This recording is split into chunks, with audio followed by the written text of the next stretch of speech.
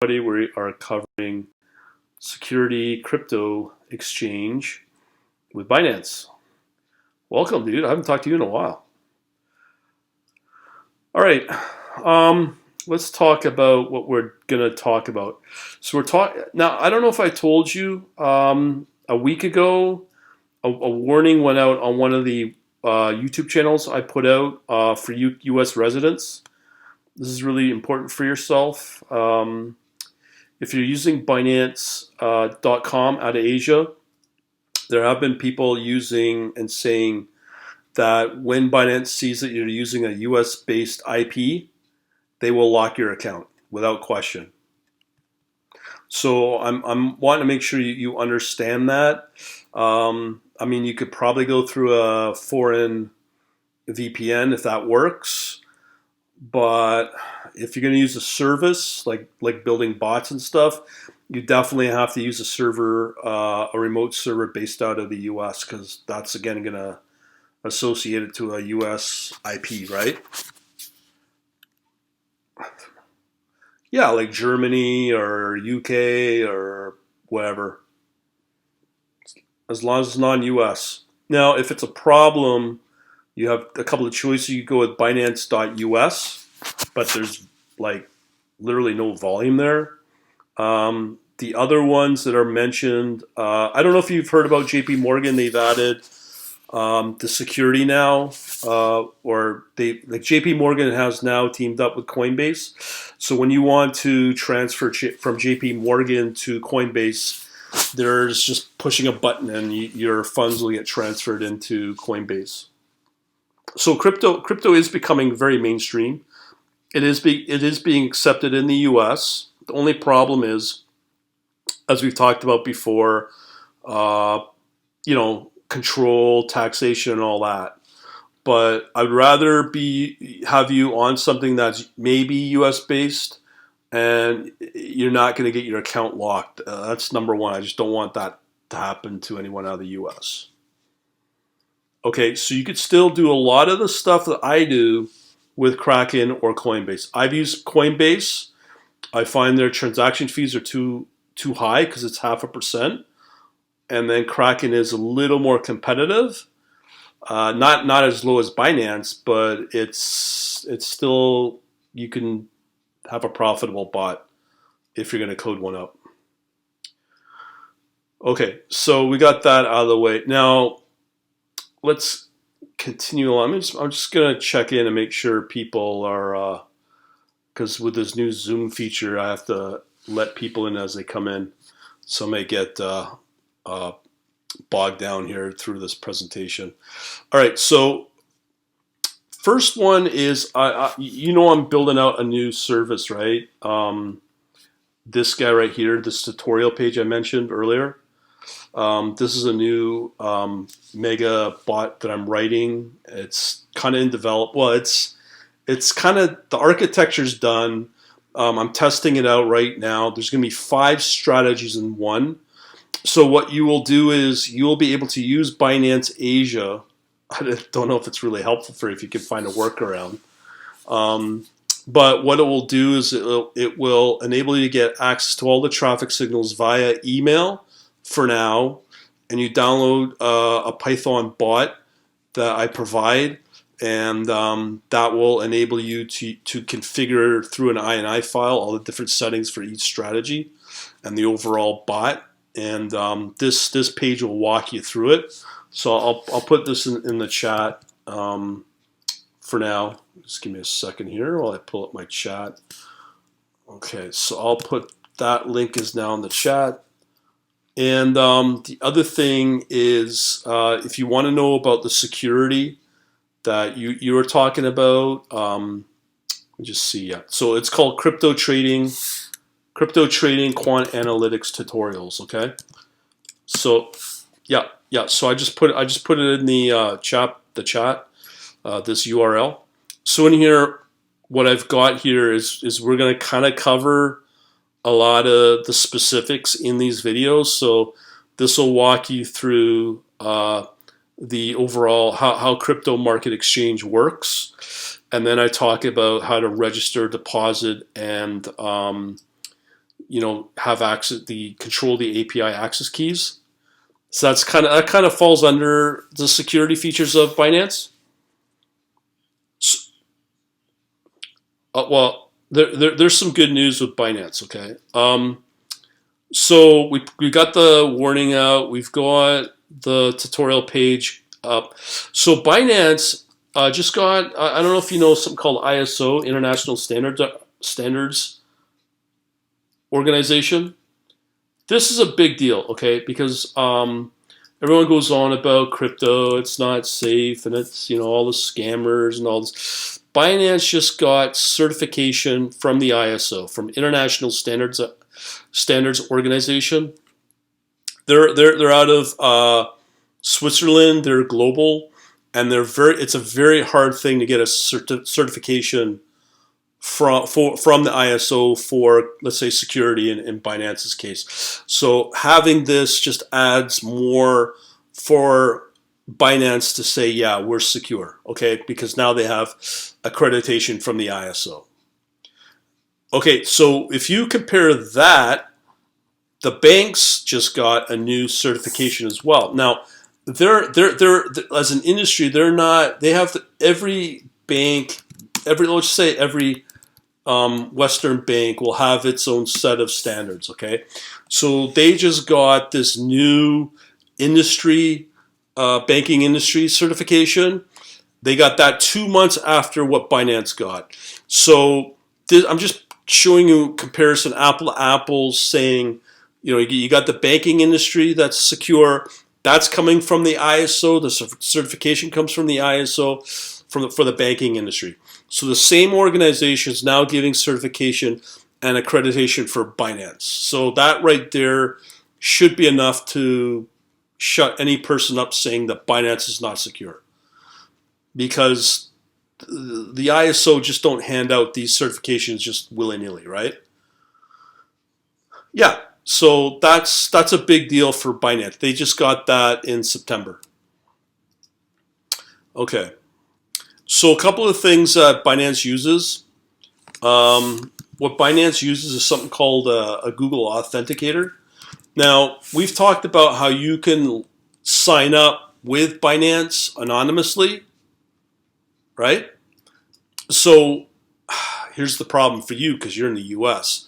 You could probably get away with it through a VPN. Now, will Binance support the VPN?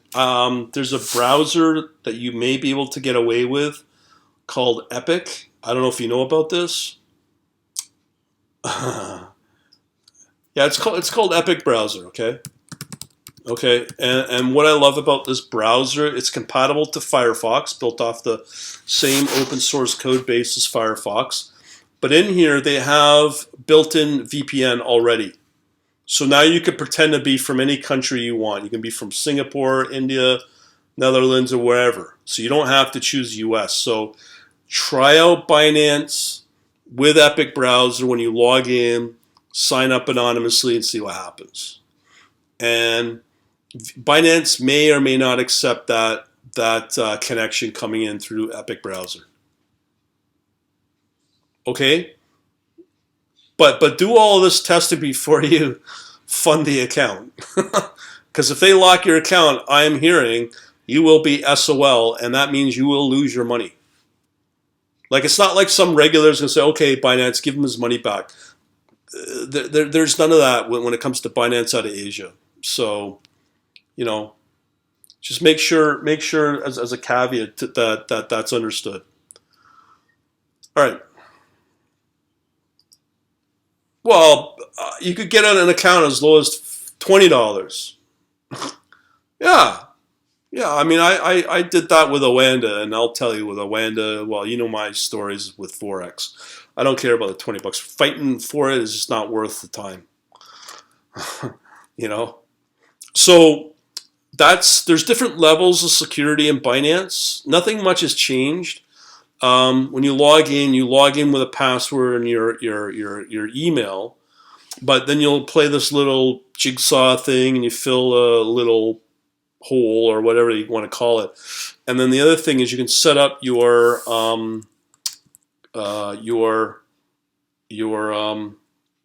Yeah, here. Yeah. So you can set up your Binance account with Google Authenticator. You can do it with 2FA, two-factor authentication, where you sign up with a service. Facebook does it, Google does it, and it will send out a text message to verify, sends you a code, and you have to type in the code as you log in. You have that as an option with Binance. But a better one is this app called Google Authenticator that you can get on your phone. And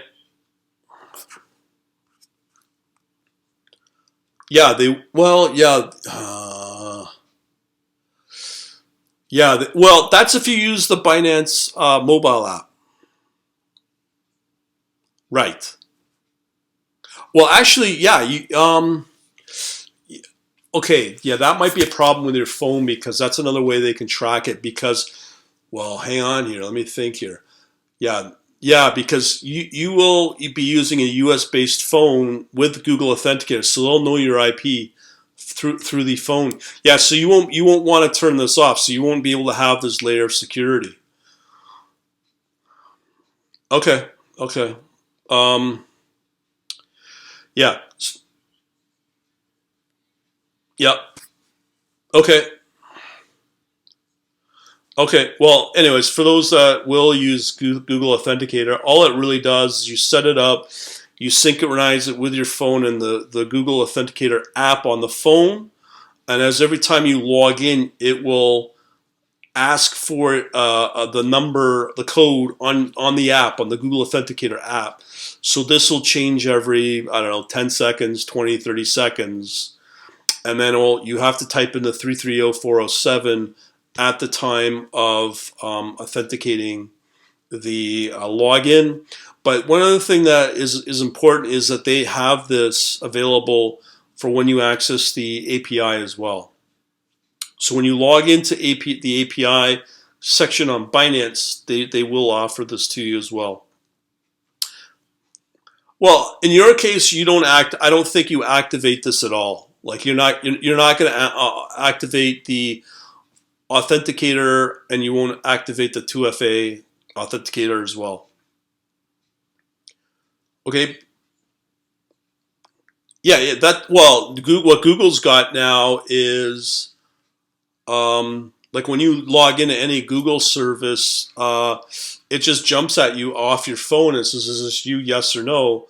It doesn't text you or anything, and then you go yes or no, and then it'll allow you to proceed into any of the Google services. It's fairly new in the last month, but in your case, yeah, just don't activate it. Okay, so yeah, so that's the Google Authenticator. So that's a second layer of security that you have with Binance. Um, all right, so we've talked about the Google Authenticator. So now there's the API key and set of keys from uh, from uh, from Binance. Yeah, here, let me just kill that. All right, so this one here is so what you do is if you go with my stuff or you create your own bot, you're going to have create your own API key. So this article I'll put in the chat. I'll put in there. I just put it in there. Give me a second here. No new people. Cool. So when you log into the API section, this article will walk you through it. A couple of things you need to make sure you capture. So you log into the API section, and what it will do is once you get to that level, it will offer the QR code. But what you really need to copy and secure, and again, my tutorial page will walk you through this because I do it from off of my own account. So you get two sets of keys. You get the token and the secret key. It's quite long, as you can see here. Let me just pull this up. Yeah, I mean, it's huge, right? So you copy those keys, and you could either do and set it up either through your Python scripting or through your configuration. with if you're going to use CCXT, the Python package. My course, the course has that in there where you just create a TXT file and you just have your script read that TXT file to capture the API and secret key. Because once a hacker gets access to this, they can go crazy on your account. But this is a good thing with Binance again, okay? Is in here, as part of the privileges for the API key, you're going to get, do you want to trade with that API key? Yes or no? Do you want to allow withdrawing? Do you want to allow just reading or download data with Binance? So there's these different levels of security that Binance offers you. The one that you don't want to activate in any circumstance, I don't think, would be is the withdrawal one. Because again, if you get a hacker that get access to these keys, they will then be able to withdraw out of your account. And the other thing you have to be aware of is if you get a hacker that get access to the key, when you enable the trading, the execution, they can go crazy on your account and blow up your account by putting in, obviously, losing trades or whatnot as well. So that's pretty important to understand, obviously. Yeah, it's pretty straightforward, but the key here is if you're going to use Binance, and the way Binance is growing as a business, as an industry leader, they're really trying to become like a bank and become better than a bank. They're offering P2P lending, transfers for free, all kinds of things that you could use Binance as a value store for crypto. I wouldn't say you put like $5,000 or $100,000 in the account, because you could lose it, especially if you're not protected under a regulator. But if you wanted to do it, you could probably do it with Binance US, but the problem is, again, very, very low volumes. But it's just Binance just doesn't want to deal with the SEC or the other one, the other regulator down there. And that's why a lot of the crypto exchanges don't want to really bring in U.S. customers because of that. So that's what we need to worry about. And I mean, that's the all level of security that I can tell you when it comes to Binance. Okay? Now, there is another option that's really important, is that you have a crypto wallet, right? So if you have your crypto wallet either through an app, through a website, I mean, for convenience sakes, that makes sense. If you're going to put a couple of $1,000s to trade with, that's fine. You could do it. But again, nothing's ever foolproof, so it could get hacked. They haven't been hacked yet where people are losing money, but until the day that you have a regulator or somebody, some kind of insurance or something, that if they do get hacked and you have a large high level of capital in the account of, let's say, 50 grand, and you do lose it, you want to be able to sit there and say, yeah, I have a regulator or some kind of insurance that will protect my balance in the account, right? So there's that. But there's Ledger, which is one of the cold storage leaders out there. I think I've talked to you about it before. I do like Ledger, and I have one, but there's some advantages with it. So let me just, if you guys got any other questions, just type them up in the chat. Let me just see. We don't have anybody coming in yet.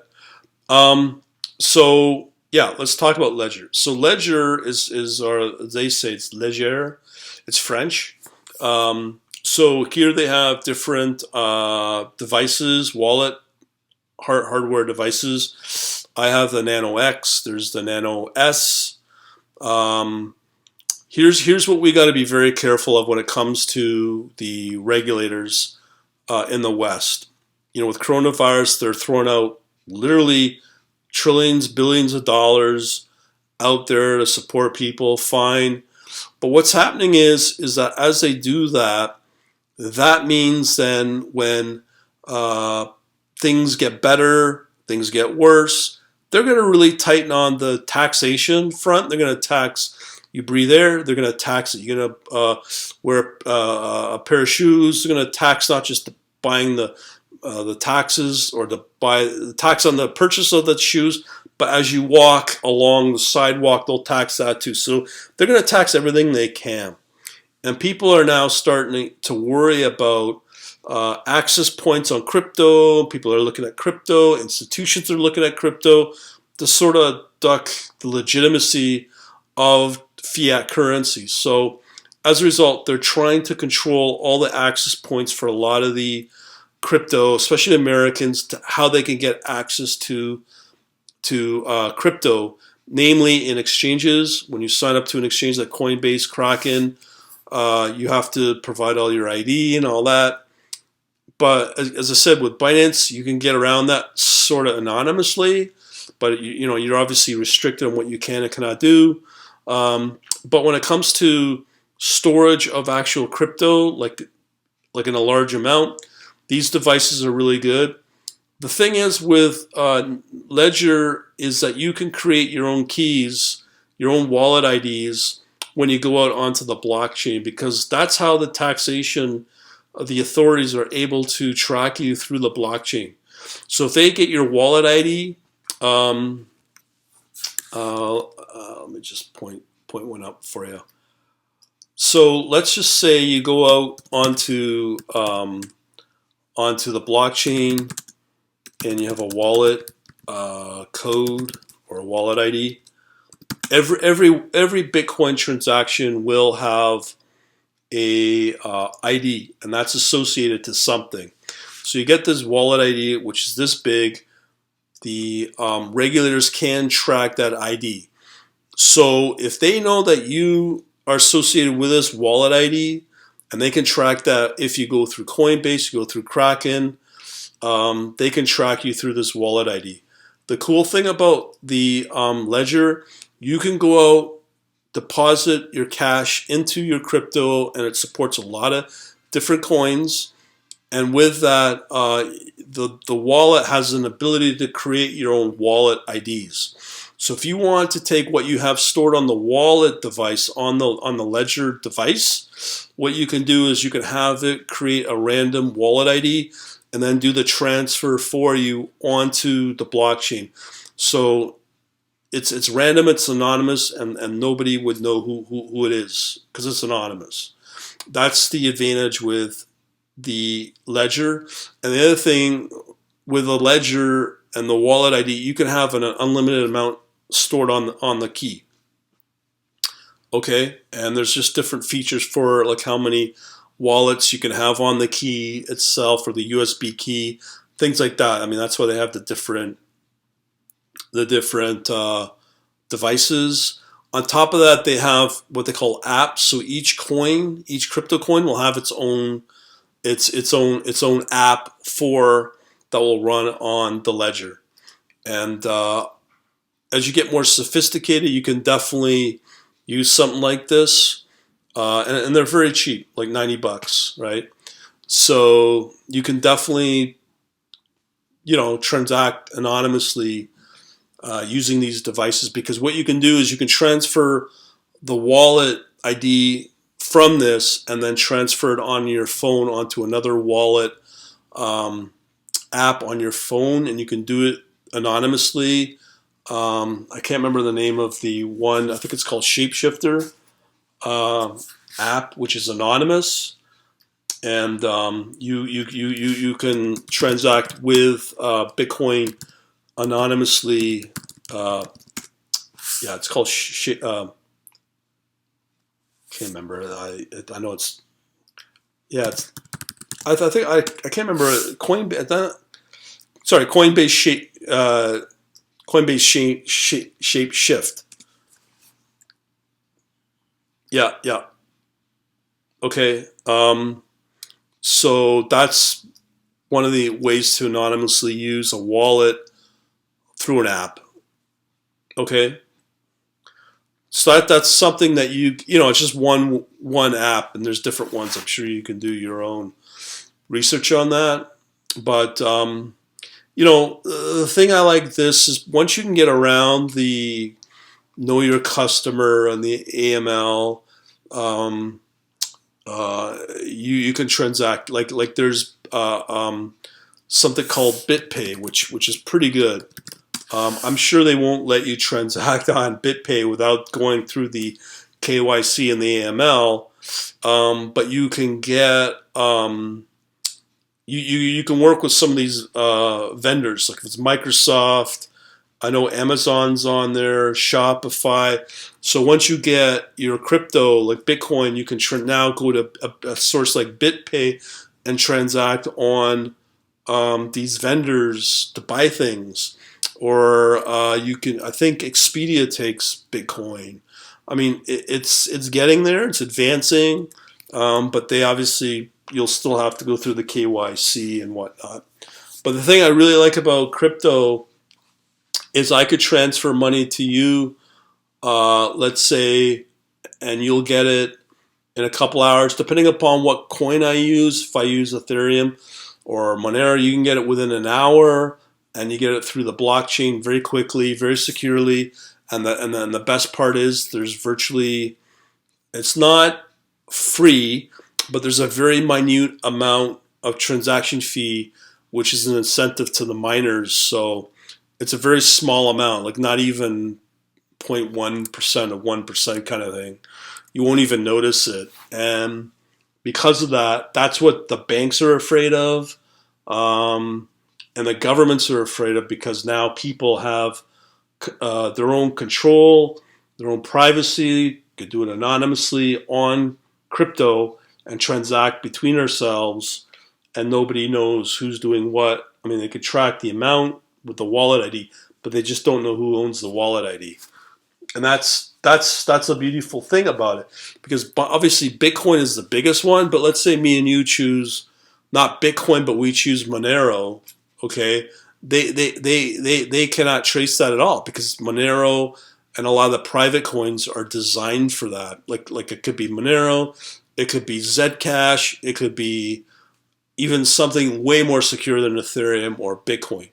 As I said, the banks, the governments, a lot of these big vendors are just scared, are just petrified of this technology. And the other thing is, with Bitcoin, nobody owns it. So it's not like a corporation owns it and then all of a sudden Bitcoin's no longer working. It's decentralized. So there's always going to be a node available where you can still do all your transferring and all that. So that's the power of crypto. I think I'm done.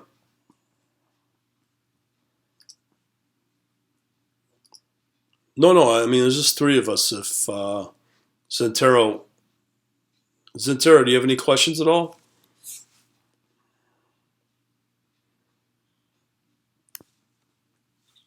Yeah, go ahead.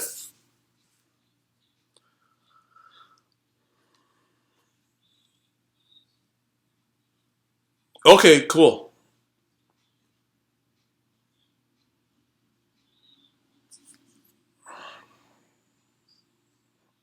Okay.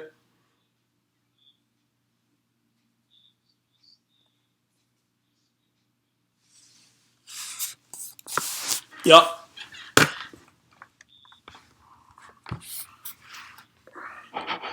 Well, if you're new to it, yeah, it's a lot to take in. But the thing is that, you know, last year or even in January, I was trading in Forex, but I was getting, like, there's nothing wrong with the concept of Forex trading. The problem is the brokers, because they're the ones that cheat you. Binance, probably one of the only brokers in the world. And as I said, they got their own ISO certification, which is not easy to get. So that should elevate people's trust in a service like Binance. And as a result, it raises my confidence. But yet, I'm not paying the exorbitant fees that banks would put on me, and the rules, and the regulation, and all of that. And, you know,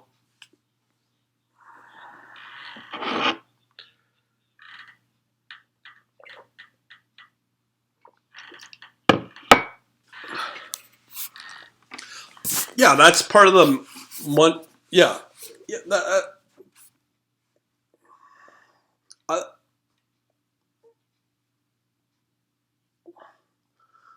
I'm not.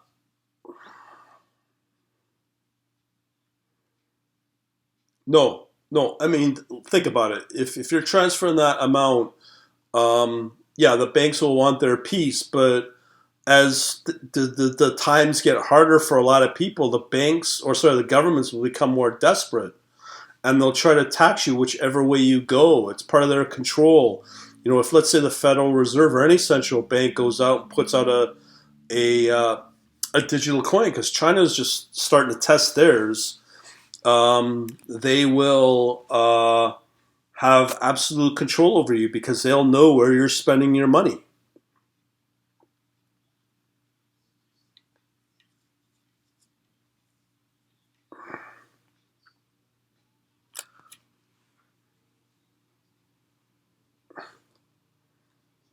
Yeah, yeah,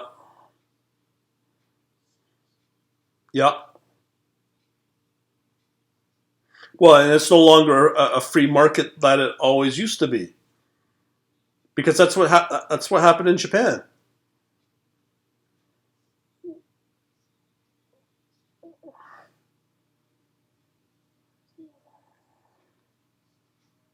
Yeah, yeah,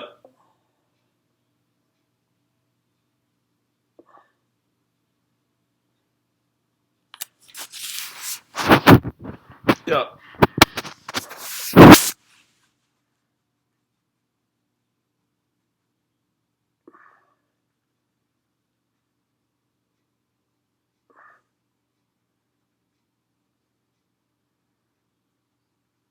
yeah, yeah.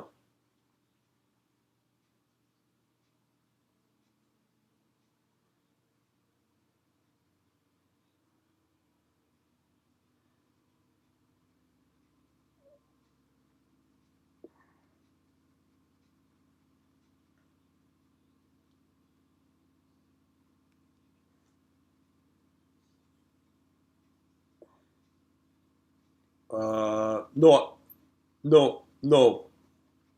Okay, okay.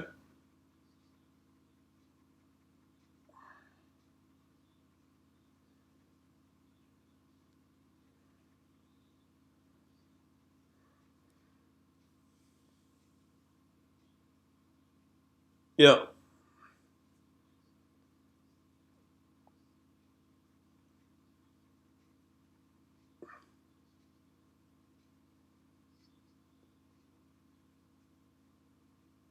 right.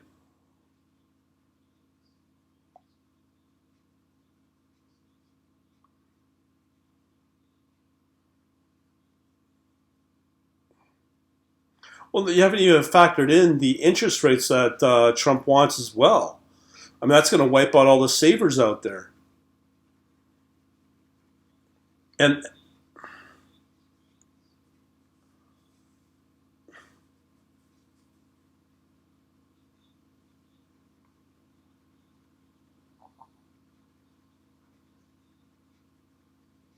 well, they're already predicting it. I read like Saturday that even Warren Buffett's now predicting another huge crash. But this crash will not be because of coronavirus and the panic of coronavirus.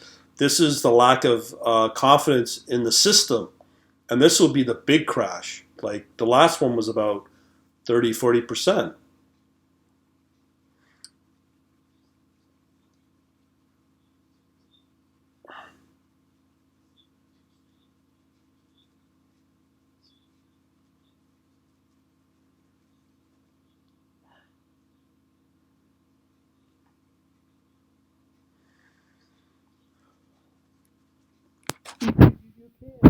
You can. There's Binance US, but the problem is with Binance US. I mean, you can hide out in crypto. Okay, there's no problem with that with Binance US.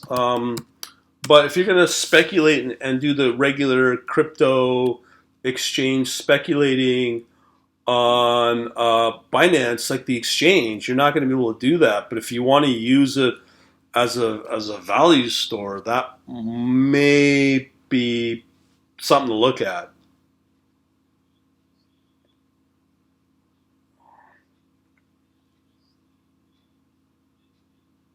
Yeah.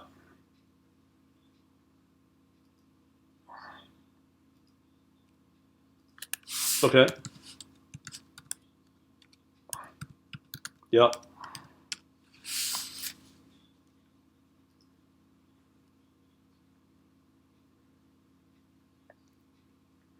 Well, it depends what you're trying to do. If you're trying to, I'm not going to say I'm going to promote it because I don't need, any federal agency knocking at my door and busting because I say this.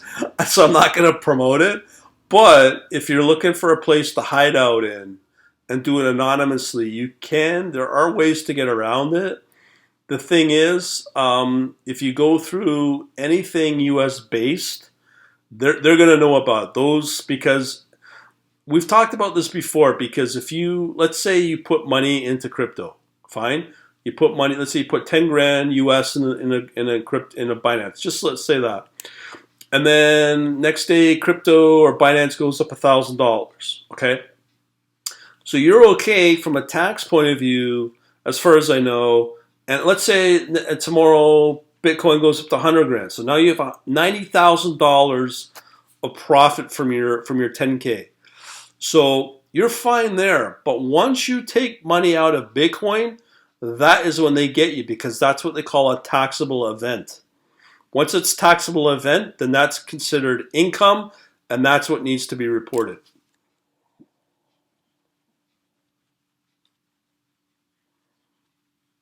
Right. Yeah, in Ireland or yeah, Netherlands.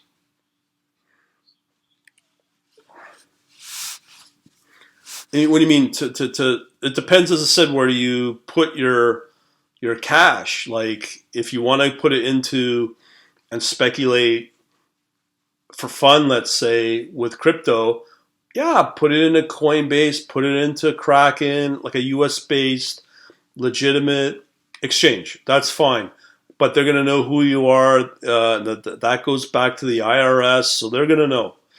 Um, but there's other options, as said, anonymously. So it depends on what you're trying to do, and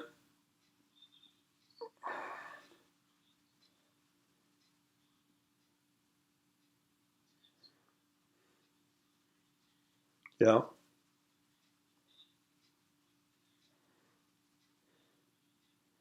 yeah, yeah.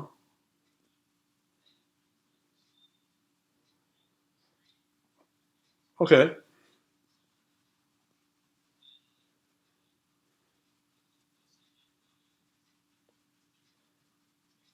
sure,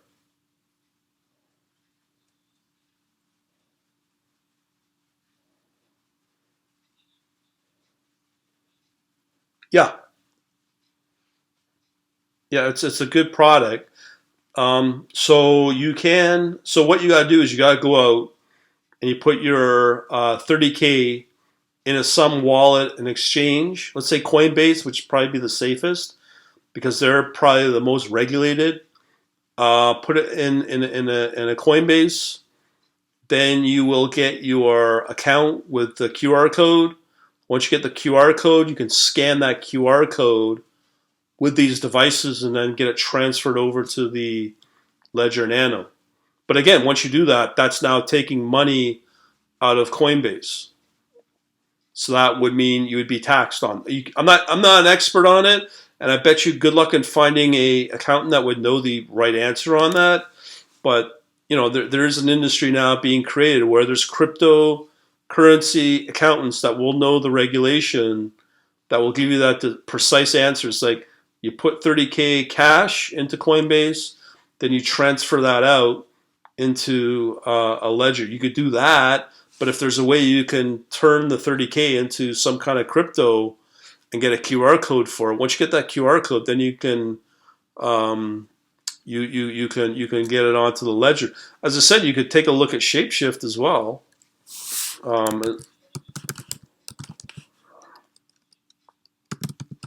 Yeah, let me just pull it up.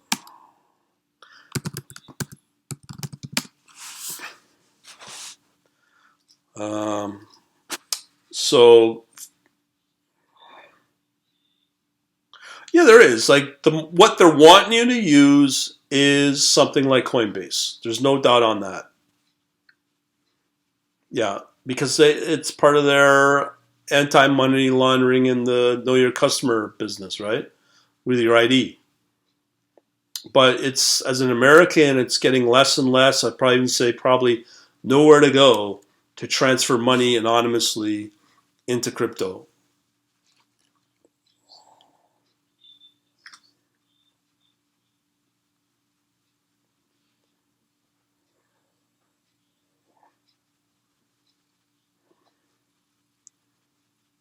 Yeah, yeah, yeah, yeah, yeah. There's this one also. It's based out of the UK called TransferWise. So you can put a 10 grand maybe on a I don't know if they take US customers. It's based out of England. It's very popular.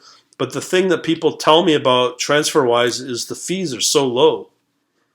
And this is legitimate. You can do it through a Visa debit.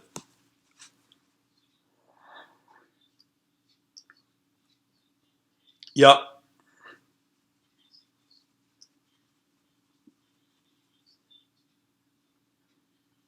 No, you can do it anything you want. You can do anything you want. Like in my case, like you can even do it with Binance. I'm Binance US, but I do believe that there is one specific for me as a Canadian. I just can't remember how it's done. There's different options available for me to go out and have it link into my account and transfer it over into Binance. TransferWise is kind of like a way you have your Visa debit. You just transfer money somewhere, to me, to your dog, or whatever. That's what TransferWise is for. And it's a very low transaction fee. It's negligible. No, TransferWise is totally different from Binance, but there's different options. But you can look at Binance to see if you can transfer money. Let me just see how it's done. But you have to understand, because you go through Binance US does not mean you're going to get access to Binance.com, right? Right? Okay. But if you're just looking to transfer money someone overseas, that might be a really good service to do that with. And I don't know what the restrictions are coming out of the U.S. Like I don't even know if. Let me just see here if they do TransferWise for U.S. I know I have it. Um, I have access to it, but I don't use it. I don't need it. Um, but so you can send money is available in the U.S. So if the account accepts third party, see, they make it difficult. Americans make it difficult. It's all due to regulation in the states.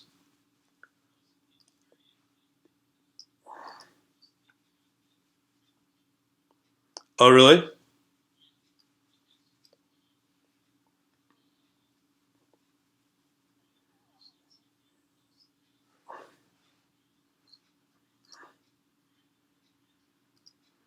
Yeah, yeah,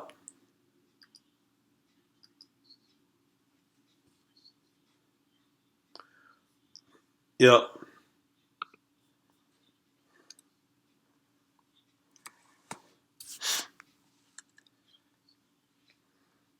yeah,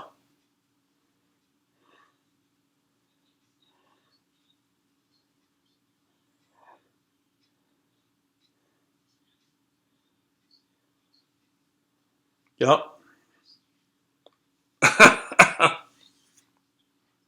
Yeah, it's definitely a Republican thing.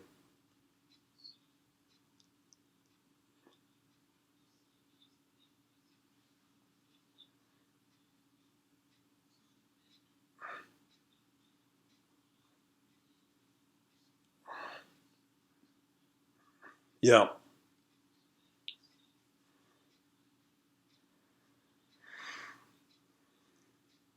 Okay. Yeah.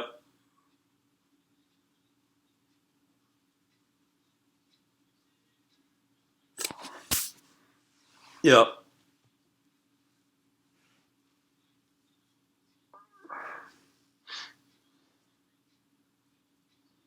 Yeah. I don't think it's anything to do with politics. This sort of thing. This has got to do with um, it's not political. It's just it happened under Democrat, Republican. It's just what the federal government in the U.S., as I said earlier, they're worried about tax evasion. That is their biggest thing. And I watched this website called it's called Nomad Capitalist, and it's basically there's more and more people giving up their passports uh, as an American because it's such a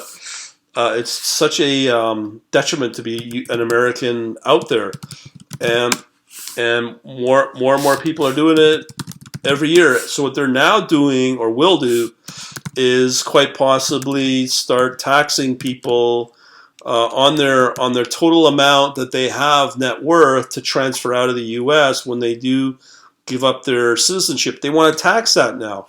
And my argument is like, why are you taxing people when what they have that's disposable already been taxed, but now you're going to double tax them again?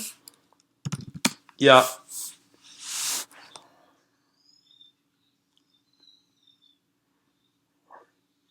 yeah,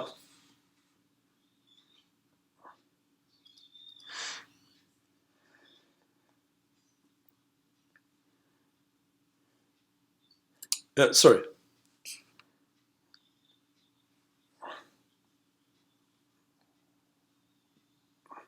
Yeah,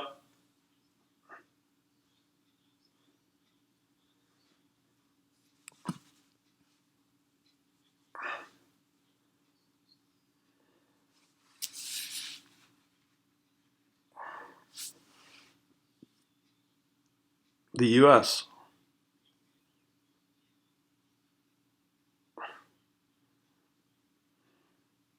Oh, for investment. Yeah, yeah. This guy covers that as well. But there's more and more countries that are not wanting to support that because as more Americans start to give up their citizenship, put money like Thailand's an example of that, where now they've tightened up their visa programs because of exactly that. You know, Australians, Canadians, Europeans are going over to Thailand to escape whatever, and as a result, Thailand is now getting out of that. Apparently, Panama, Costa Rica, they're looking at as well.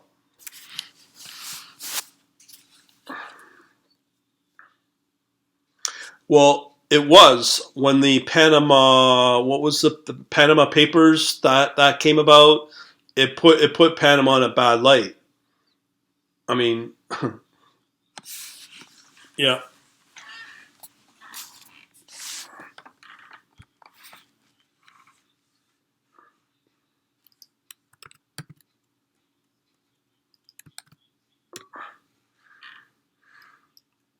yeah. Yeah, no, they're clamping down on that. You may want. I just put in the chat. This Nomad Capitalist. You may want to watch a lot of his videos because he talks exactly about this and what's exactly going on globally. See, what for me, I'm born in Britain, and I don't think this will ever change because mainland Britain or UK, is they're no different than the U.S. where they're desperate for revenue, but yet you have five jurisdictions and five dependencies, five territories like Isle of Man. You have Guernsey, Jersey, Isle of Wight, Canary Islands, which are all under and dependency of the British Empire. So I'm now talking to an accountant in Isle of Man, and I'm born British, so I have all access to this. So that enables me to move to Isle of Man. My high end tax rate would be 20%. My business as a foreign corporation would pay no tax.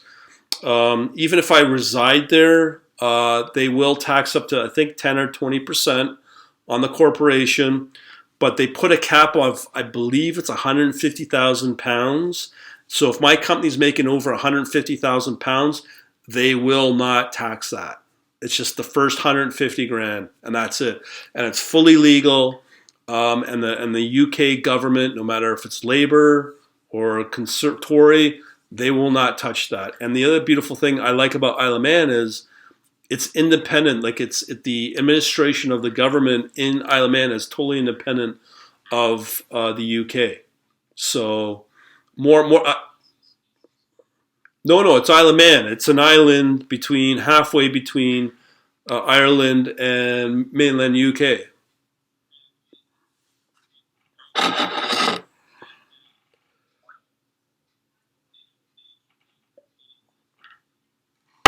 Well, there's a lot of accusations of money laundering, and I'm sure at some point they will crack down. But if you're like me, living on the island, they're not gonna. I mean, it's fully legit if you're living on the island.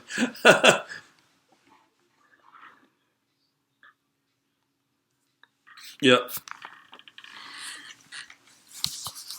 U.S. corporate. Yeah,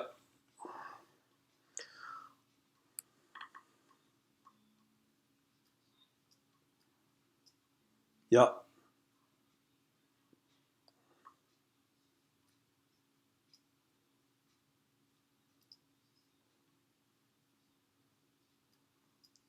yeah.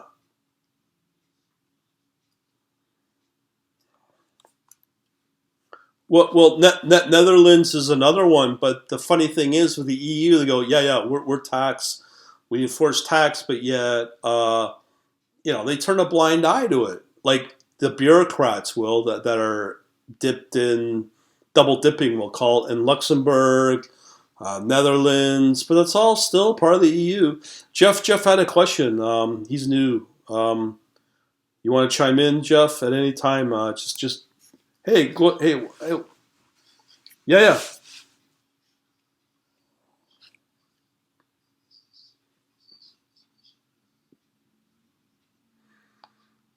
Well, we covered a lot of the here all the topics on Binance and crypto. So that's led us to why people are moving into crypto as a way to hedge their investments, like gold.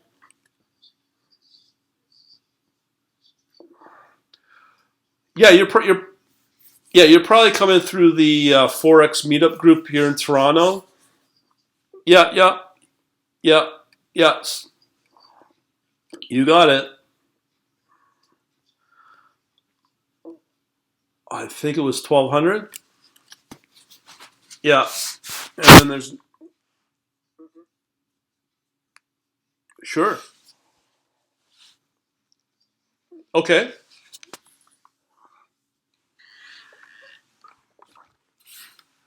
okay.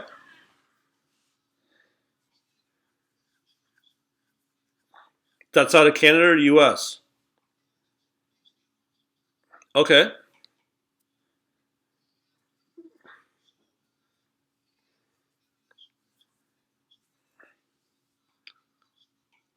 okay. Yeah, I know that set.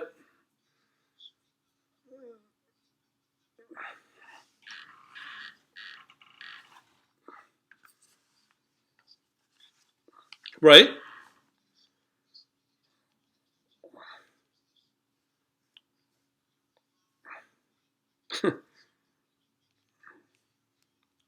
Okay,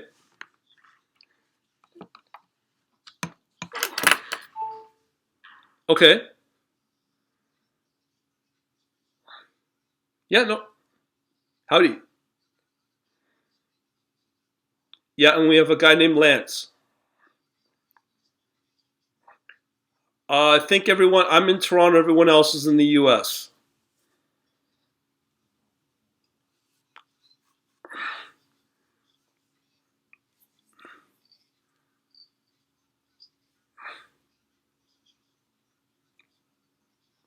Yeah.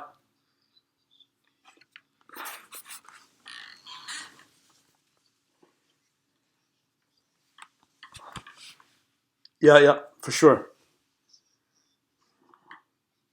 Okay.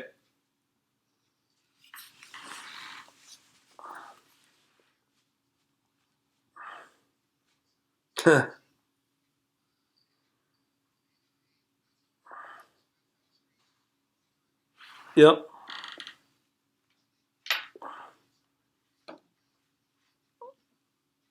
Okay.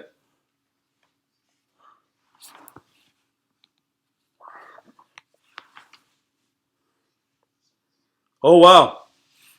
Welcome aboard extra for that.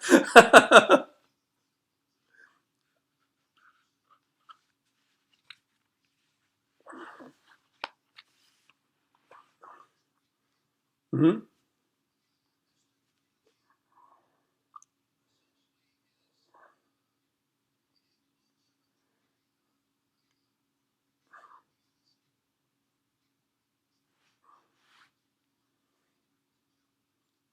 Okay.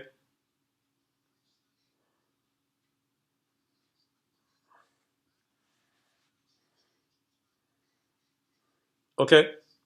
Okay.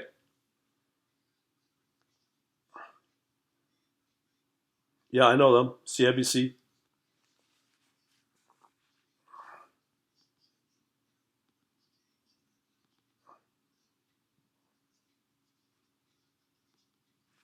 Okay. Yeah.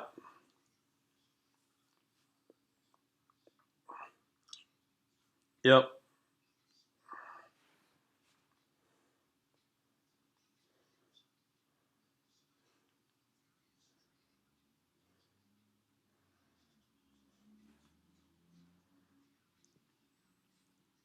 Okay.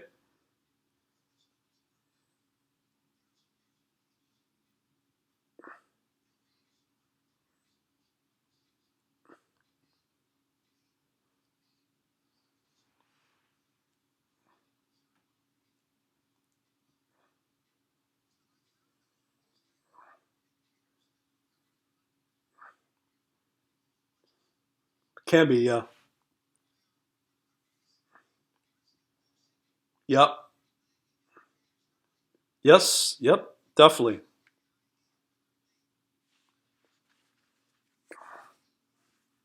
Yep. Yep.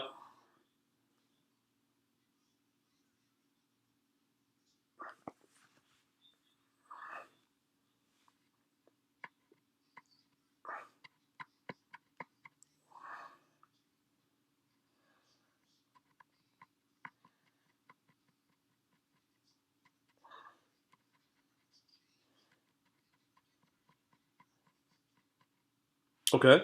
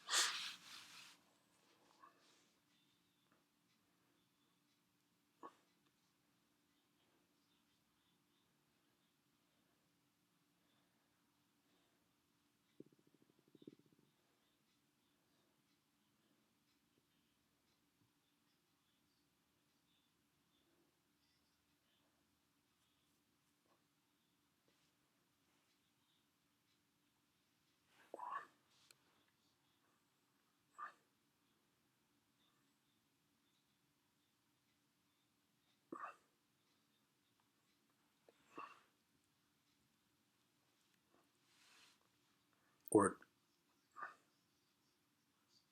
Yeah, we all do.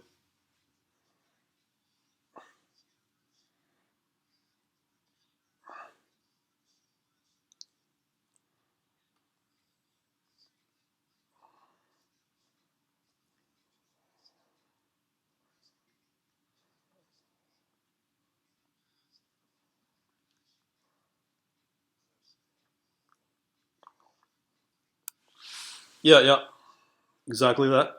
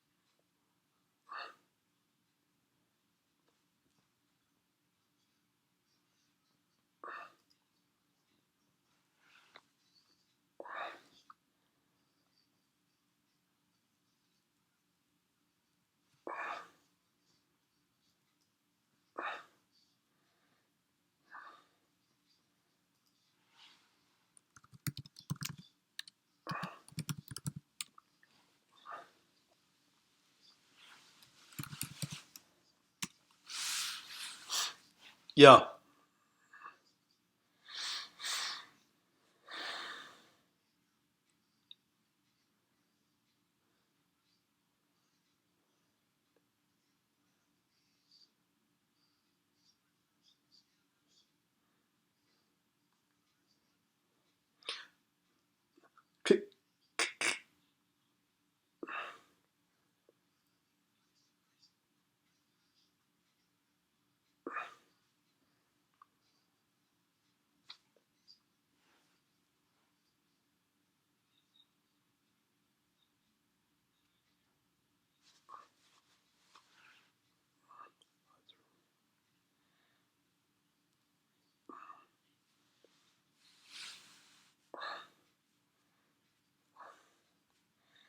Yeah, yeah, it's quite good.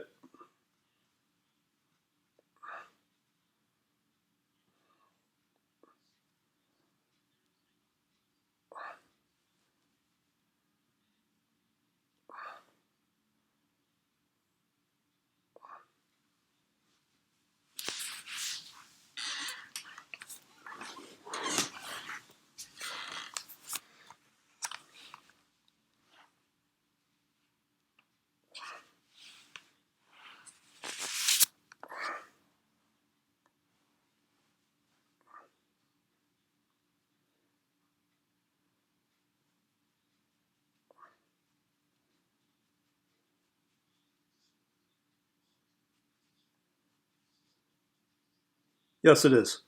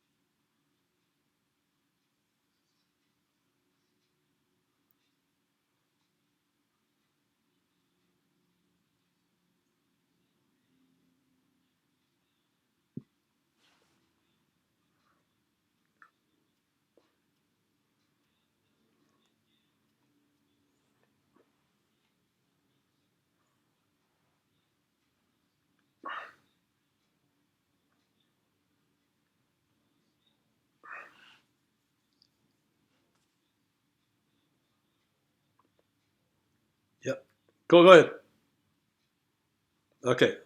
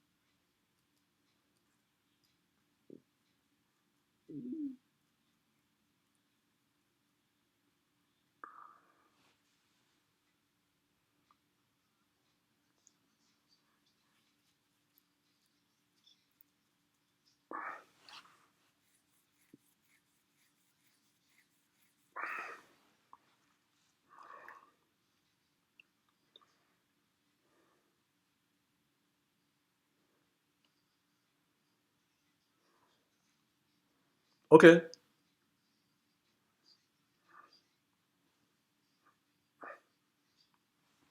no problem. It, get Yep, mostly Toronto, Canada.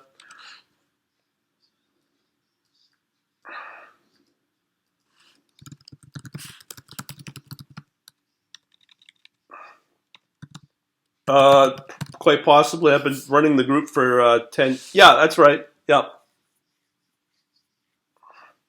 yeah. I still do that location.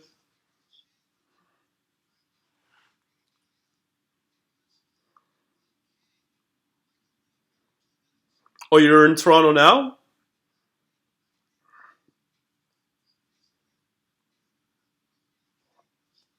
Oh, wow. Well, we held our last meetup before the lockdown at the Jack Astor's at Queen and or sorry, Shepherd and Young area. So yeah, I know. Yeah, that's where we hold everything for the last 4 or 5 years. No, I mentioned. Yeah, yeah, yeah. That's right. I put in my email there, feedback at quantlabs.net. If you want, email me and I'll get you in touch with Zentoro because I'll tell you Zentoro knows his stuff inside and out and beyond and back over 100 centuries. It's in the group chat right now. Like if you go under chat, you at the bottom, yeah, you'll see my yeah. So email me to feedback at quantlabs.net, and then if you want, I can get you in touch with Zentoro, and you know Zentoro. Okay,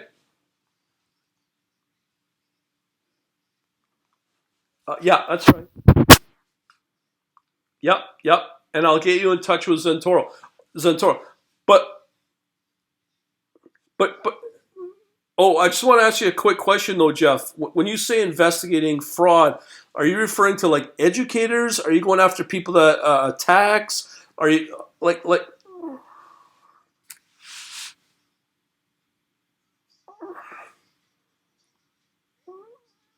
Okay, okay, right, okay,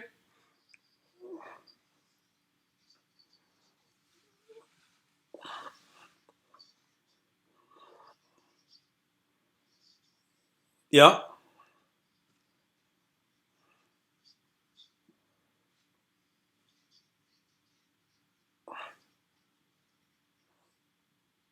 gotcha. Okay, the, not a lot.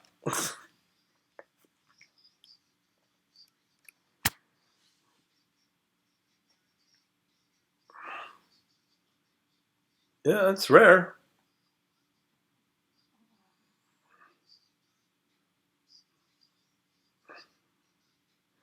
You can't. But get in touch because the lockdown prevents us from getting around and doing things in person. But I'm very active online. Okay, understood. Okay, no problem. No problem. How, no, take it easy. How about that, eh? Because I was like, yeah, hey, I'm an investor. I'm like, whoops. Oh,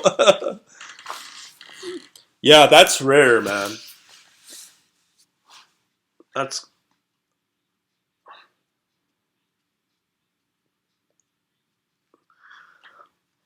It's building. It's been building, and yeah. I hate, I'm impressed with myself sometimes. I'll leave it at that.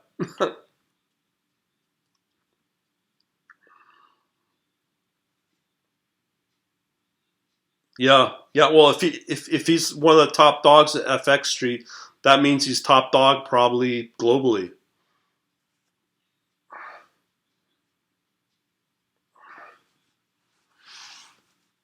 Yeah,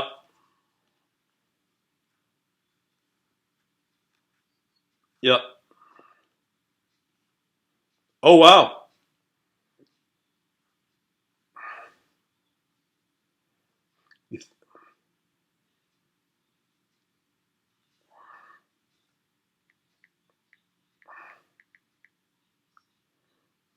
interesting,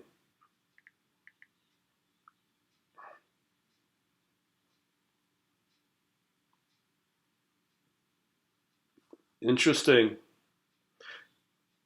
I think I got the guy's name. I don't know if this is him. If you look up FX Street Jeff, just type in Google's or whatever search engine, fxstreet.com, Jeff, and you'll come up with one Jeff. I don't know if it's him or not, but it looks like it's possible because it's the only one showing up. Yeah, yeah.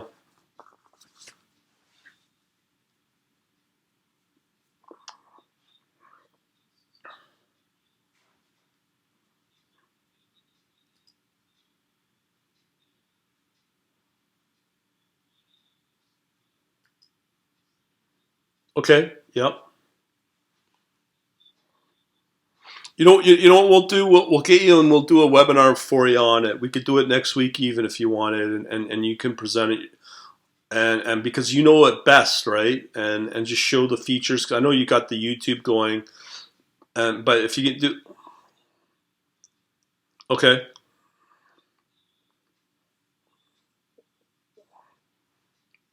not going anywhere. Yeah,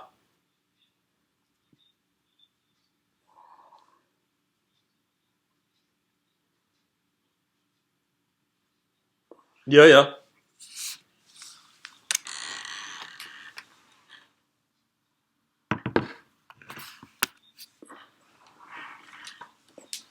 yeah, yeah.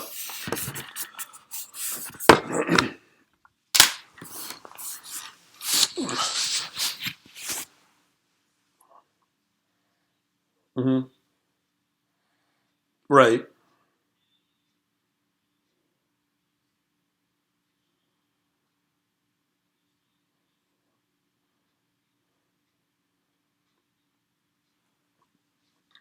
Well, we could do a one on one on it and figure out how you want to get it out there.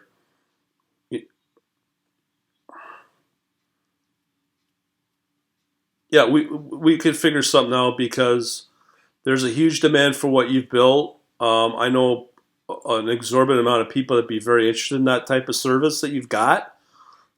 From from a technical,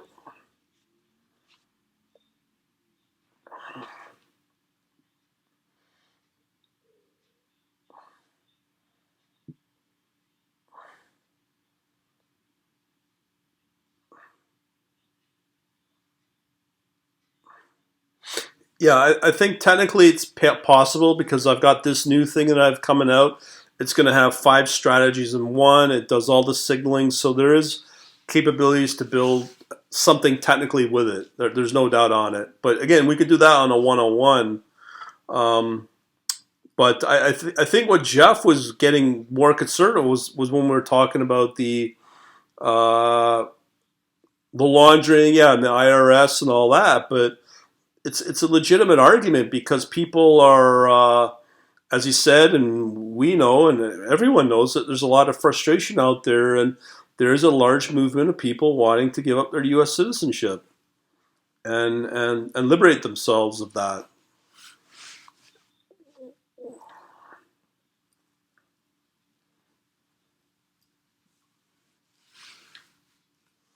Yeah, yeah. For Ireland, Yeah. I, ju- I just talked to somebody who's U.S. He's a minute from Minnesota, but he was actually launching businesses out of Estonia, and he builds marketing content businesses, and all his clients are out of places like Kazakhstan. I mean, he knows Russian, and it's such a huge advantage to him. It serves, I won't say half the world, but seems to be a good chunk of the population, because there's a lot of countries out there that you would think may not have money, but like Kazakhstan, as an example, have more money they don't know what to do with, and they're looking for companies to retain as a service. And he's got all these brilliant ideas, and Estonia is one of them as well. So you could use that to your advantage.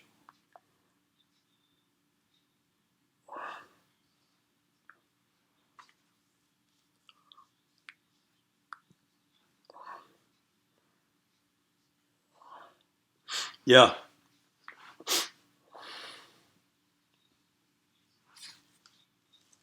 yeah,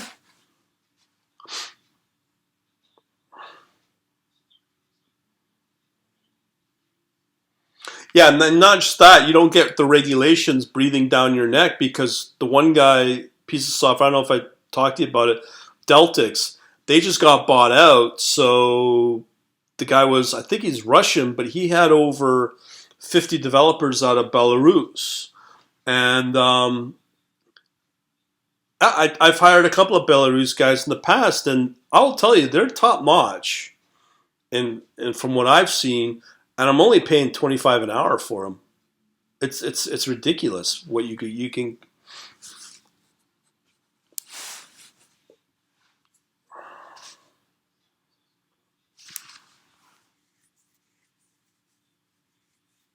Yeah, yeah,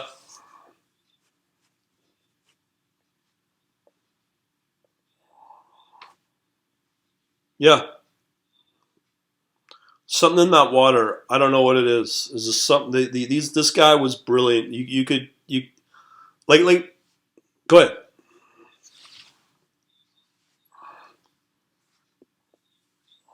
Yeah.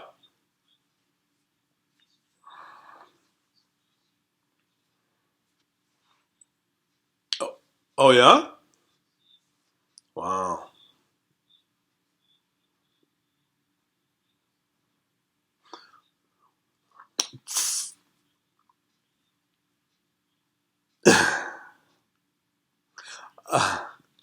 Uh, yeah, yeah. Yeah, I've been informed by the guy that started Deltix. He's Russian, and yeah, he's told me some interesting stories about how it flows there. he, the lowdown, yeah. They make Putin look like a huggy bear. You know what I mean? Yes, yes, yeah, yeah. Yeah, yeah. Yeah. But Belarus doesn't. I mean, I got lucky with a guy, and I just had to explain it once to the guy. He got it. 3 days later, I got exactly what I wanted. Yep, to spec, everything on budget. I was just like, wow. So yeah, it was a forex EA, a MetaTrader expert advisor, and a couple $100. And then he does Python, and when I get bigger, I'll probably retain him to do some stuff in Python. I mean, from what I've seen and heard from various other people, yeah, they love their Belarus developers. I don't know what's going on in Belarus, but I'll definitely, yeah, yeah, it's very advanced. Yeah, yeah. Well, they're in the toilet, but to get a program of his quality, you're going to spend, I would say, a couple hundred an hour. And not only that, but and because of their mind, they just pick it up fast what you're after, and they have the experience. Yeah, yeah, yeah. I don't know what it is. I mean,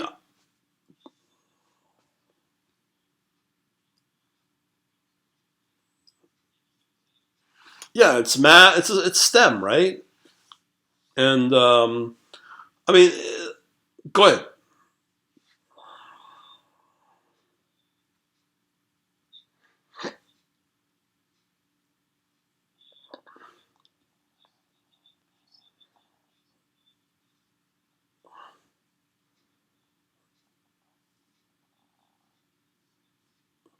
Yeah,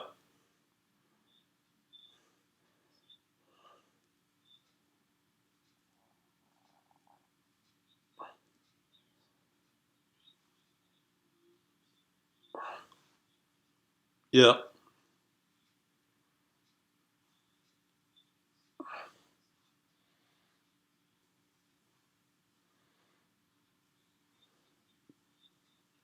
yeah, yeah. Well, I mean, if you're non-American, it's a non-issue. I mean, your first pick will most likely be going on binance.com. And when I mention binance.com to pretty well everyone, it sells itself. Like they just go online, they do the research, and they know that Binance is probably it's one of the largest, not the largest, but it's the largest and safest exchange in the world for crypto. For an American, that's a challenge because of the regulation. But you could still get onto Coinbase or Kraken and still do somewhat what you can do on Binance. The only thing on Binance, you don't get the coin selection. But yet again, from my experience on Binance.com, you're going to be only working with the top 20, 25 coins anyways, and you might miss out on some things that you wouldn't get through Coinbase. But you're going to get still 75, maybe 80% of the market that you would get on Binance through Coinbase or Kraken. So you're not missing out on a lot.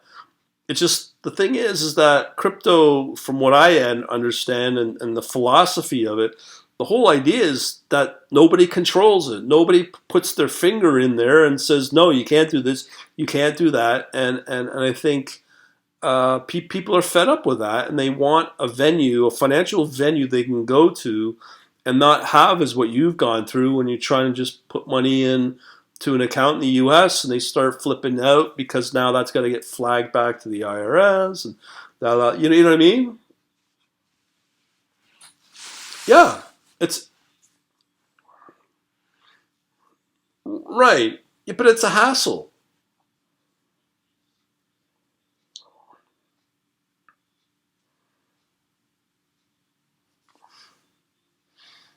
Yeah, well, look, when you get that $2 trillion rescue a few and you hear about like Ruth Chris's is getting 35 million, but yet the mom and pop variety store at the corner can't get enough to pay their next month's rent. I mean, to me it's obscene,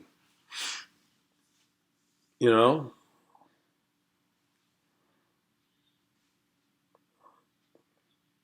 And that's why I think crypto, like I will tell you just from my perspective, there's so many people that will come through. I go, Forex is awesome. Forex is this. Forex is retail forex is a problem, okay? And the thing is with retail forex, when you tell me currencies, now you're talking futures market, and now you're going through the CME, which is regulated. And it's a totally different conversation. But when you stay in the world of retail forex, no matter what you do, no matter what you look at, you're going to get scammed by one of those big retail forex brokers, and that's what really gets. And you can have the best strategy, the best automation, and you know it works, but yet it's that friggin' retail broker that will scam you. Exactly.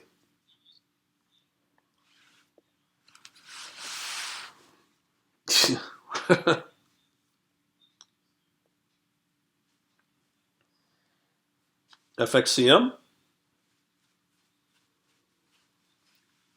Yeah, yeah, yeah, yeah. They were good. Yeah,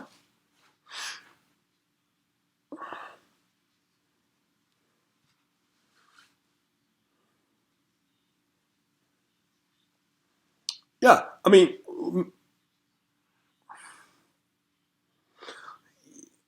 well, like me and Lance, we've talked probably how long, over a year now, about what Binance gives you. I can't say about other exchanges, but I know what you're talking about. On Awanda, there's what they call the bid and ask spread, and you get access to the bid quote and the ask quote and all that. But those are mostly fake quotes. Those are not actual executed filled orders through their through the broker. Right. But the thing is, right. But with the Binance futures, you can actually see what's being filled in Binance. Like I've got scripts now that will tell you the quantity if it's on the long or the buyer or the sell side, and it'll tell you exactly what's being bought and the quantity, and it gives you the little timestamp at the tick level. It's the only venue that I've ever seen that allows that, where I don't have to spend, let's say, on CME $10,000 to get access to that information. And that was the day I said, I'm only going to trade on Binance and only trade on crypto because of that. Because you have to do the pay to play thing to get access to that. And now, with how it's so corrupt in the US, they do it all through the dark pools. And good luck in trying to regulate that. You know what I mean? Be,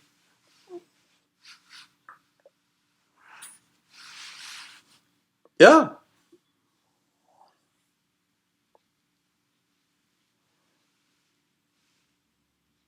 Yeah.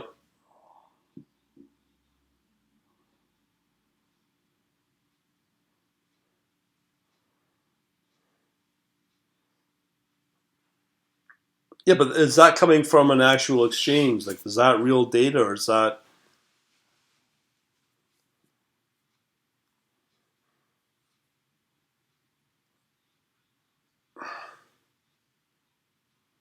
No, I know you're using Toss. For those that's think or swim, um, I understand that, but so you're telling me through think or swim, you're getting actual quantity of executed orders for both the ask and the bid, and what's being filled.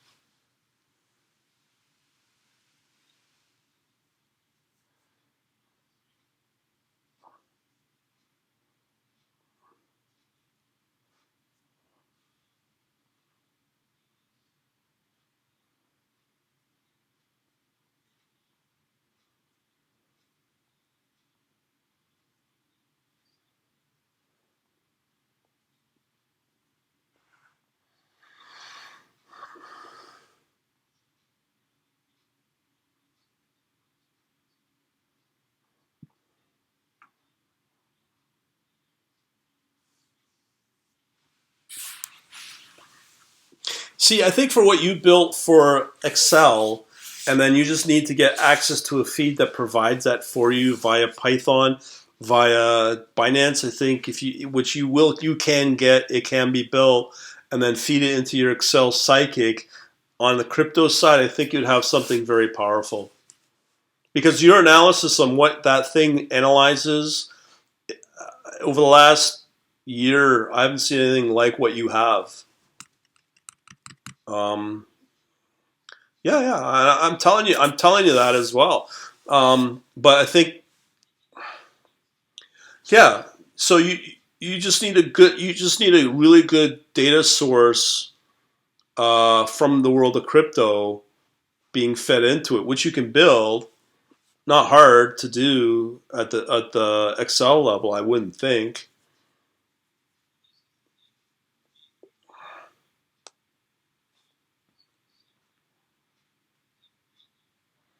Yeah, right. Yeah, I remember.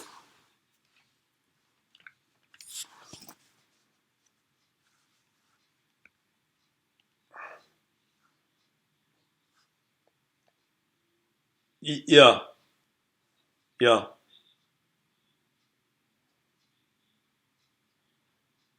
yeah. We'll talk. We'll do another one on one, as you said, and we'll figure something out because you got something that's powerful, and as you said, it can be done on futures, it can be done on options. Would you say using?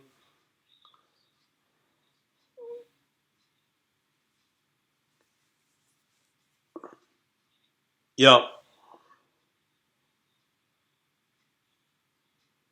Yeah. Yeah. Hmm.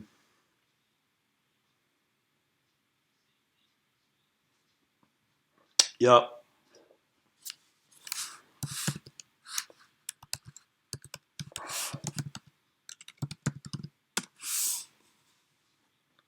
Yeah. Have you ever, I think we talked about this. Have you looked at this product from Qmatics called XLQ?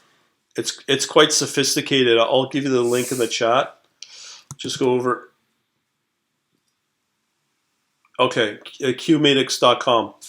It's an Excel spreadsheet. It's an Excel spreadsheet. It's a very powerful with 300 different technical indicators built into it, and it's way more.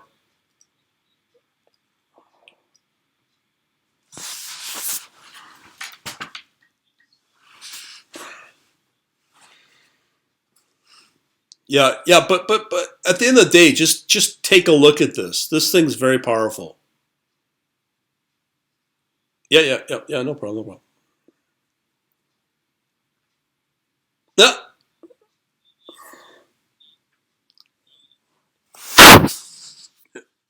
no Qmatics right here. Qmatics. I'll put it. I'll put it in the chat.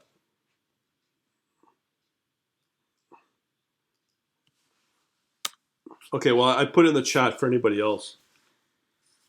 Yeah, you just hyper click that guy.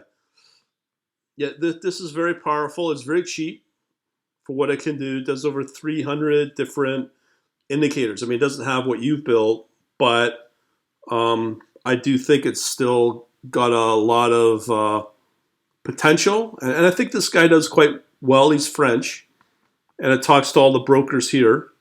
You know, I interact with brokers, IQ Feed, TD Ameritrade. So, you know,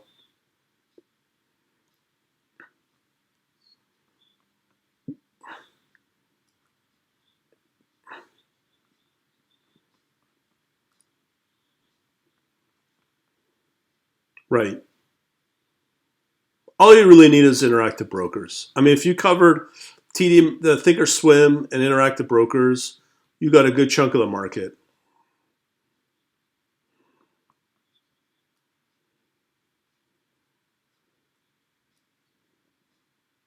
Yeah, people are. It's one or the other. I mean, IQ Feet's another good one too.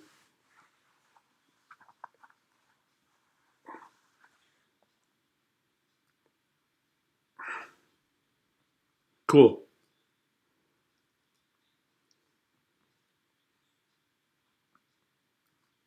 Yes, I do. Okay. Okay. What I'll do for you is just email me, and we could talk about how I can send over a feed for you from Binance, and anybody can sign up to Binance to get the feed. It's not very difficult, and I could probably find a way to like the feed as an input to I can provide it to you in an XLS format or a CSV, and you can easily work with that, right?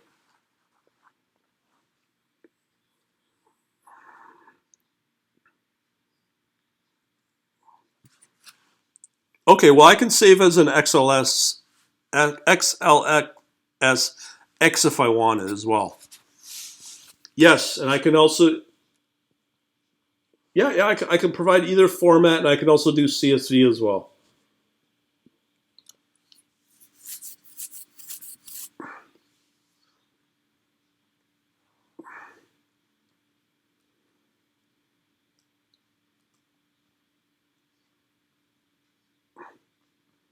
Yeah, anytime you want, anytime you want, just email me and we'll figure it out. Anytime you want. Okay. Yeah, yeah, yeah. Let's got a question. Go ahead, man. They all always do.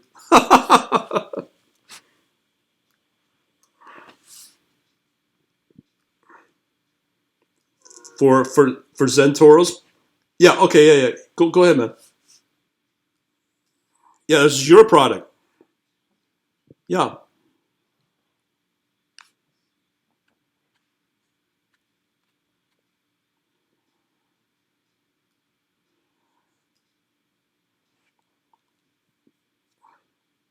He'd be a good client for you to test on. This guy's pretty. He does stuff. Let's put it that way.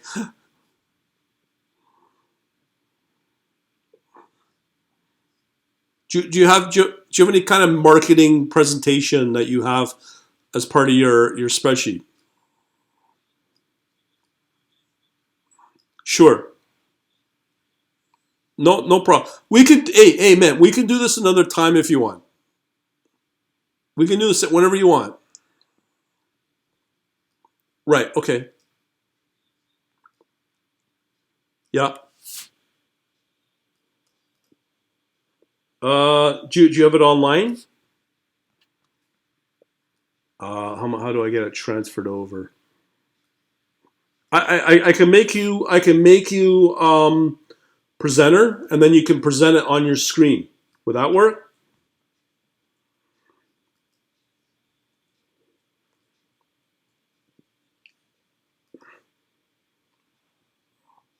But if you want, I can make you host, and then you can walk through it on your screen. Do you want to do that? Just okay. No problem. No problem.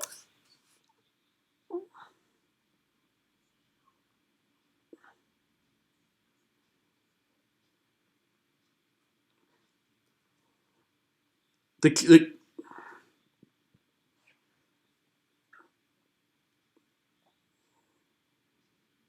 yeah,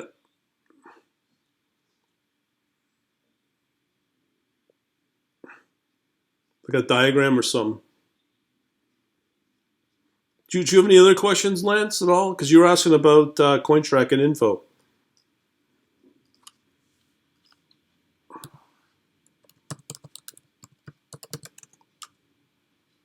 Okay.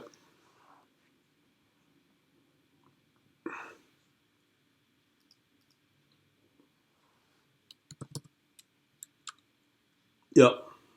Yeah. I've played with it. There is a GitHub. Now I'm going to assume you want it in Python. Okay. So if that's the case, I know that there is um, a GitHub repository for them.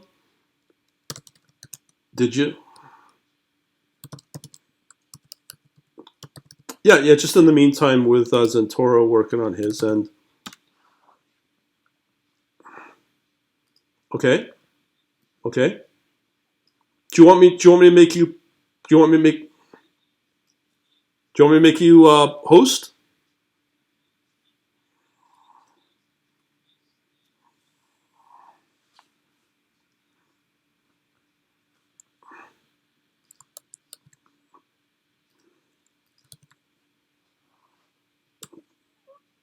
Yeah, no. This is one of the tools out there for coin tracking tools.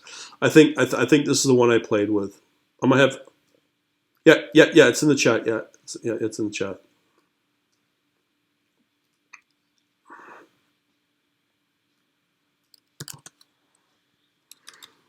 Yes, I can make you host. Go ahead. What will happen is it will ask you, and you just accept it, and then you become host, and then I'll walk you through how to share your screen.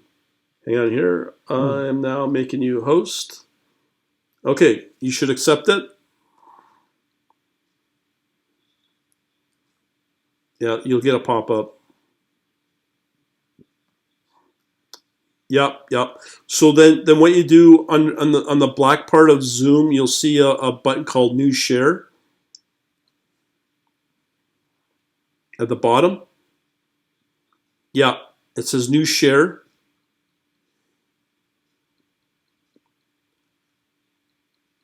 and then you can share your window or your desktop.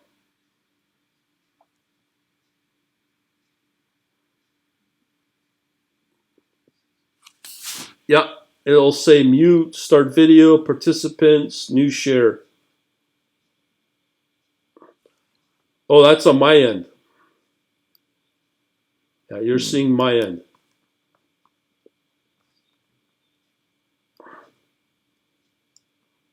No? Yeah, like there's if you click on the Zoom, you'll get a bar, like a black bar, and it'll say new share is one of the options.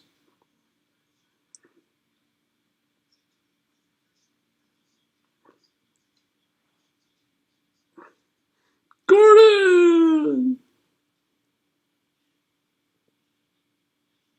What's going on? A long time.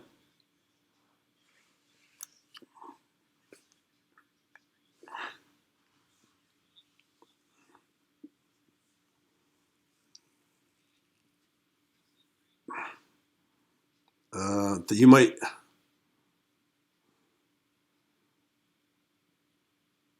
I'm just trying to think how else you can show it. We could set you up for another time, and you can walk through. We could do another Zoom session. You could walk.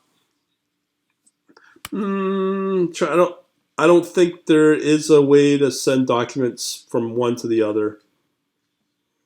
Yeah. It's not really built for that. I mean, I can, like I said, I can make you presenter, and then you can walk through. Um, yeah. Well, hey, I mean, I'm just trying. Um, 'Cause my email. You know what? DeCamp, Lance just gave you his email. Why didn't you email him your document? Chat on the group chat, and then you'll see from Lance. Oh, Lance, do you want me to give you your email? Okay, I'll send this over to you privately. Here you go, Mr. Zantoro. So you should get it now. That's his email. Yeah. We can. It's up to Zantoro when he wants to do it. Um, you want? You just get back to me. You can get back to me, and we can set it up. I usually do it on Mondays,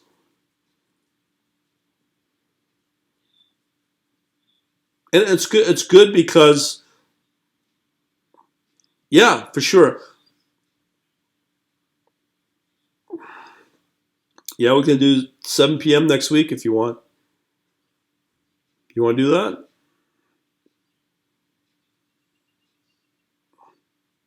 Was he saying that? Yeah.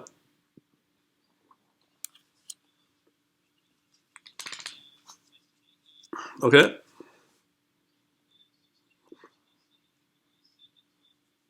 Okay.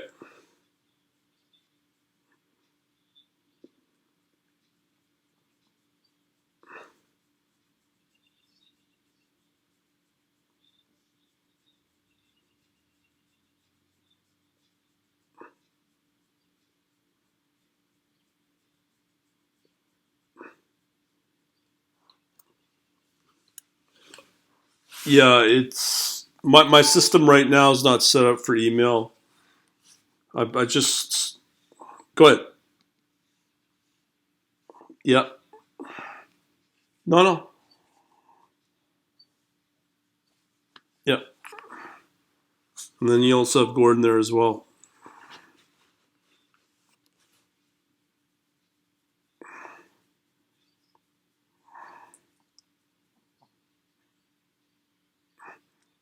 It,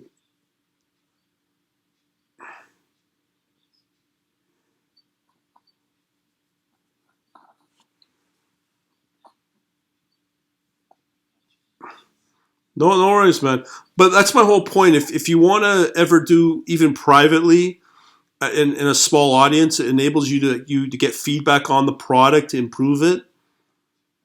Because I've taken my idea for the last, let's say, month or two, and it's gone through this huge evolution now from point A to point B because of feedback I've gotten from people. It's been one of the best things I've done in years, if ever. Yeah, man.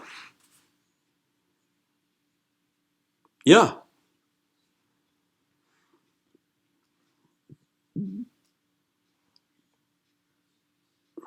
Yeah,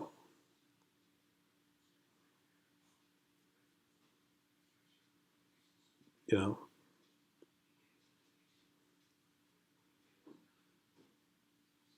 So what are you trying to do though?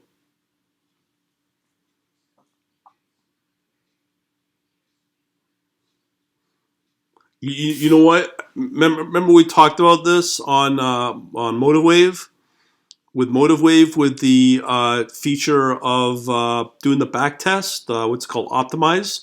If you do that, you preload it with all the different instruments that you want to watch, and then do a complete automation or a complete scan on those currencies. Yeah, exactly. And then you'll be able to see which one's been performing over the time frame you want to watch. And chances are you'll have a much higher probability moving forward where you'll get that most likely the same performance on those particular currency pairs that are moving. So when I did it, let's say in January, I knew that historically for the prior year, all I needed to trade to get really good performance was just trading USD and the Mexican peso. And that's all I needed to trade. So if I was to sit there and trade, let's say, the six different future contracts you get with the currencies, I probably wouldn't have gotten adequate performance. But if I just focused most on the US Mexican peso, for sure I would have gotten an amazing result over the next 3 6 months by going through that whole exercise with MotiveWave.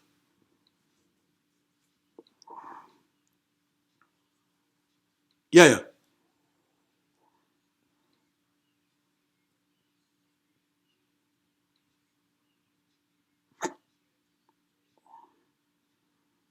What broker are you using? Like a futures broker? Yeah. So you want to use the euro dollar and compare it against other.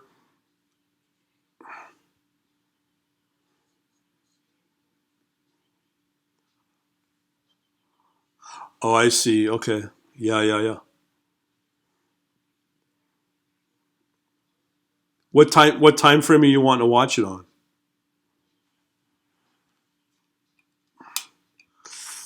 Um, Trying to think of a good strategy because I haven't looked at MotiveWave for a while.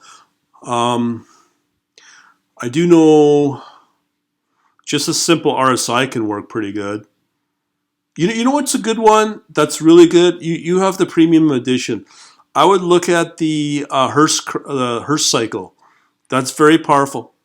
Yeah, that's the best one. If you have the Hearst cycle, use that because that will give you on the next move up when you do the historical scan on it. It's a mathematical. It's like Fibonacci. It's like a natural part of natural. But Hertz cycles, because it's using historical data, it's using that cycle.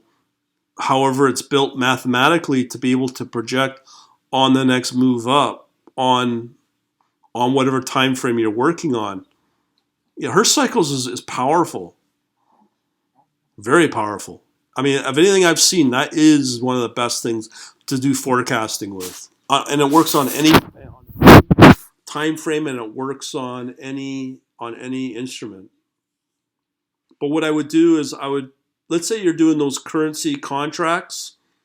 I would focus on, as I said, look at which one over the let's say last year, do I don't know, a daily or an hourly scan on the six, see which ones give you the best performance, and then just focus on the Hearst cycle to project on that particular pair or that particular contract that's going to give you the highest historical performance, and just focus on that, and that should stay in place for probably 3 months, and then just keep repeating the process over the next 6 months. It's the easiest thing to do with MotiveWave. You're just pushing buttons, really. No programming needed, and all that stuff is out of box. You know what I mean? I think we went through that before. Yeah, that's what I would do. Okay, cool.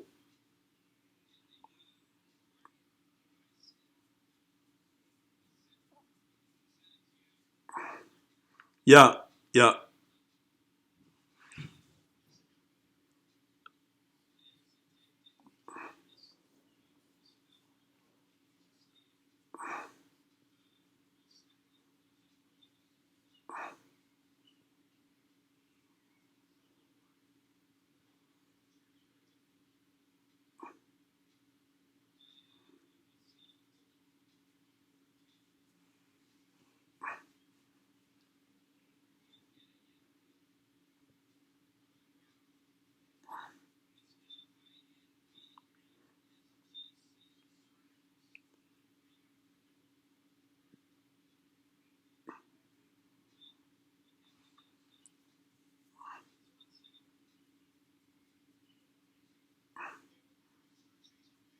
yeah. I think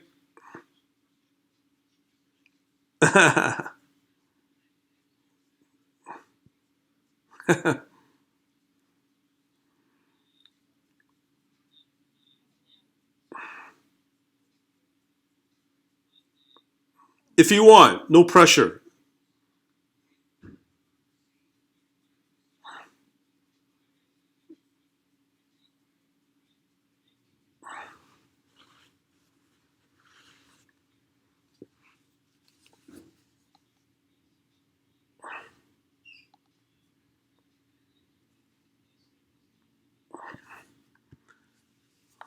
On the crypto front, you mean?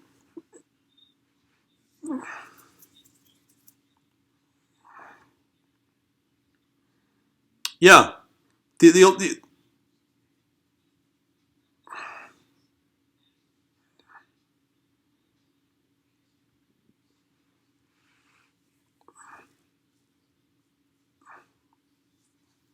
it'd be like an add-on. Like what your product does it's like what I could do, but on steroids times 100. There's so much detail to it.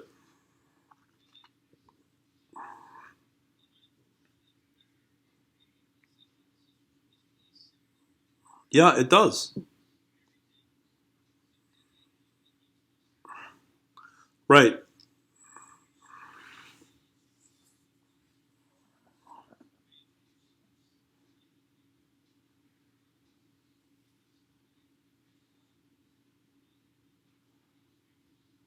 Yeah. Well, it's a great tool for what I call risk assessment or reconnaissance. So, you have a bunch of pairs that you want to know what's happening now in real time. Do a snapshot and just focus on the top performers at that time, and that's what my bot does.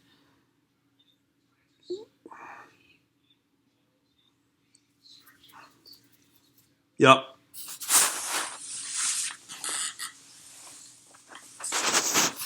Right. Yeah.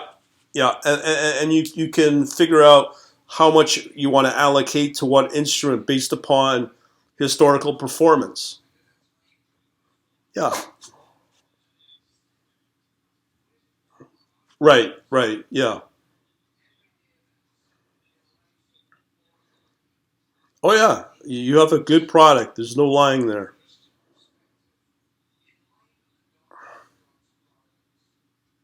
Well, hey, dude, you got you. All I have to do is just expose it and get the interest. And what will happen is you get like what I'm going through, get like a small subset of people that can test it for you, give real honest feedback. That not wannabes, but real traders that've got the real trading experience and give you the real feedback that they would like to see the thing be approved upon. And once it's there, you've got yourself a really hot potato of a product. Yeah, yeah, yeah. We got the market.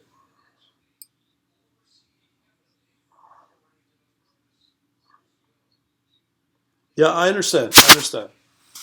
Yeah.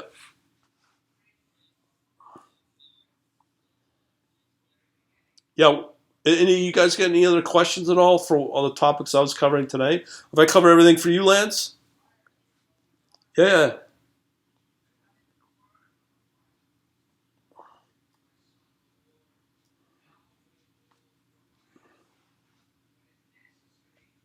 Yeah.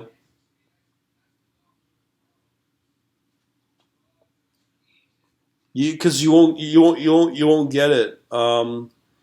If you're going, I think, I mean, you got to go to the, let me show you. What you can do is you got to use a Binance one. Okay, there doesn't exist. Yeah, and get in touch with me, and I'll show you where to go. They've changed it all the time. It exists, and yeah, it's not on CCXT. No, no, it's on Binance. Yes, and even if you go on a GitHub and with Binance they change it. I looked at it like a month ago and I couldn't find it. Right, because it's always changing, and there's going to be an options now as well coming out with Binance. Apparently, right now it's only available on the mobile, but once the option comes out, it's going to be hot. This thing's going to be white hot. I mean, the futures, I'm seeing a lot of volume going into futures right now. Not so much in the spot as much, um, but because of what Binance and other exchanges are doing, and everything's done in Tether and USDT. USDT is now the number three coin out there globally. It just beat out XRP, Ripple last week, so it's a big deal. Ripple's good, but Tether. All my trading now is going to be mostly done in Tether, which is tied back to the U.S. dollar. Yeah,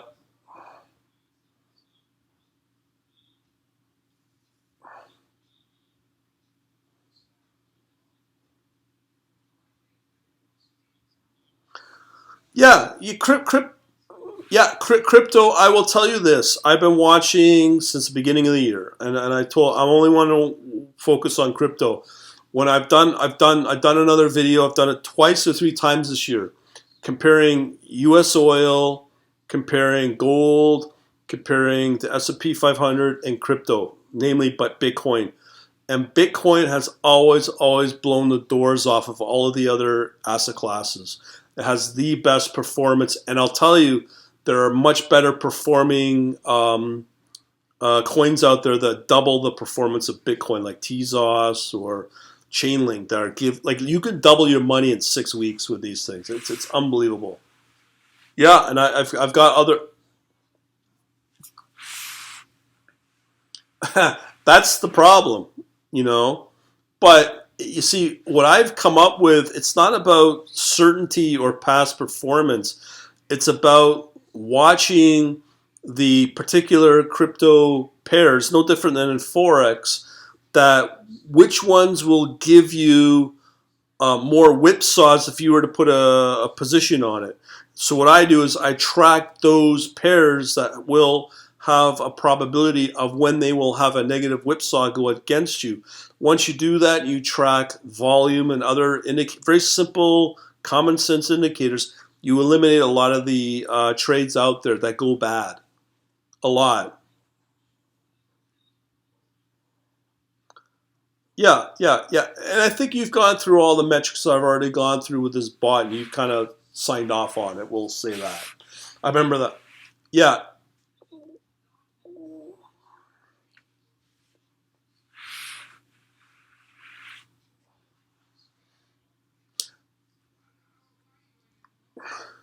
Well, you'll never get 100%, but what you're eliminating is the negative risk that goes against you when you take on a position. And the thing is, when it comes to crypto, crypto is the hardest asset class to trade in because of all of the huge, unpredictable volatility that it brings.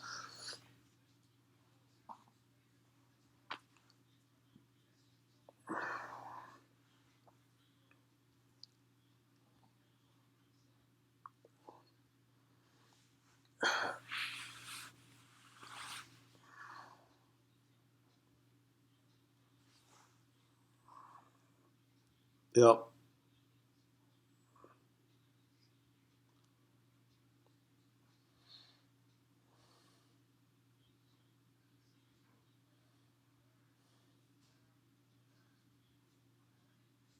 yeah,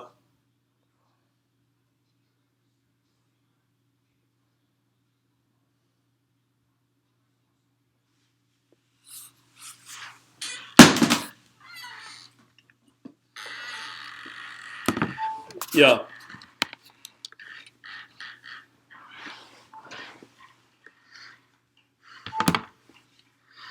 Yeah, because it's the same when you look at bid and ask in crypto. I could tell you it's very similar, but you're watching it in sub-second, and you will see the volume of and again, you're not watching fake quoted bid and ask. You're watching actual real executed trades, and that's the key on the exchange.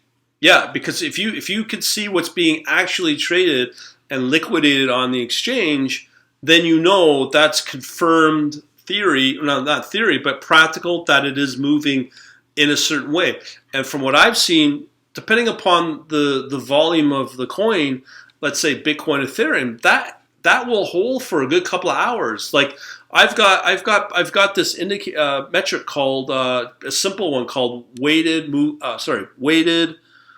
average price, and all it does is yeah, and it's a metric that you can use for the whole asset class space of crypto. So it will watch Bitcoin, Bitcoin Cash, Ethereum, and Litecoin. These are consistent, proven coins that have been out long enough to say if all of these are moving up and I have a metric after a certain point, like a 2 or a 3, it's a very strong trend, and that will hold for a good couple of hours. And part of that's what I'm watching to know when to trade, because if you don't have that metric and you just randomly put trades out there, you will lose money because that metric is not strong enough, right? And you don't. Yeah, but you don't have that with forex or stock or equity. Not I don't. I mean, unless it's like you're watching something like technology and you know all of them, like Facebook, Google, and all of them trade together, right? Right. Mine's built off of a VWAP. Yeah.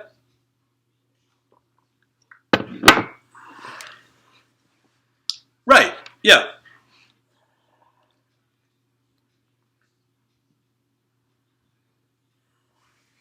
Yeah.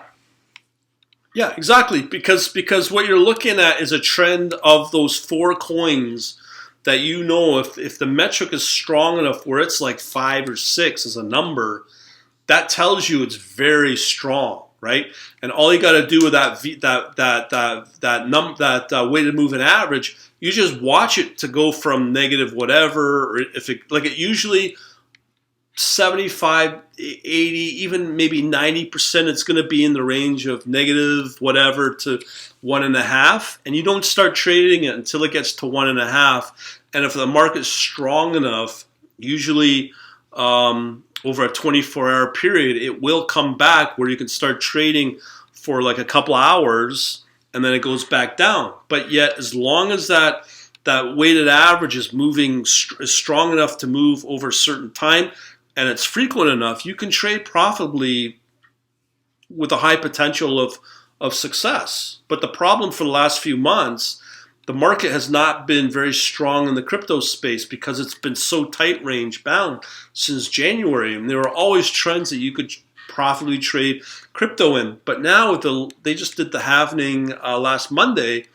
And if Bitcoin starts to move and its strong moves up, it's going to be the asset class to trade over the next year or so.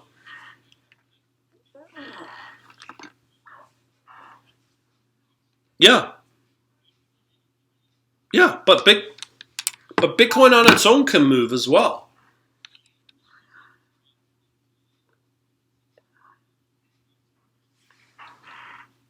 The thing is, when it comes to institutional traders, I just got an article 3 weeks ago, because when you have Rentech, Renaissance Technologies moving, and they use the word dabbling in their last SEC filing, they're dabbling into crypto now, and it's not on a futures market, it's on an actual exchange.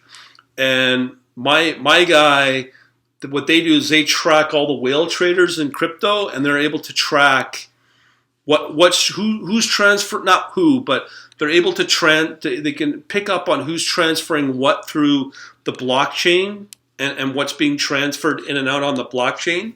So so that's one of the leading indicators. What's being set up, at least for Bitcoin and Ethereum. I've looked at it, but that's my point, exactly. But yet, if you know the hash rate of Bitcoin's going to go up on the blockchain, chances are it's going to move the next day or two. And with this halving they just had last Monday, there's new patterns that come into the asset class that you can use to forecast off of, and the place to look at really is on the blockchain to see who's mining what quantities. There's all these indicators you can use as a leading indicator to see the price of where Bitcoin will move. And I have one of my strategies does exactly that, where it trades off the oscillation of the price of Bitcoin. And because Bitcoin is so valued, or such a big price, even if you get the call right on the move up, let's say at 9,000, you can make $200-300 within 10 minutes if you get the call right. It also goes against you if you get the call wrong. But we've had 1,000+ day moves like a week ago, and it can move $100, $200, $300 in 10 minutes. It's tight. It's very tight. And it's stable too, especially on Binance. It's very stable.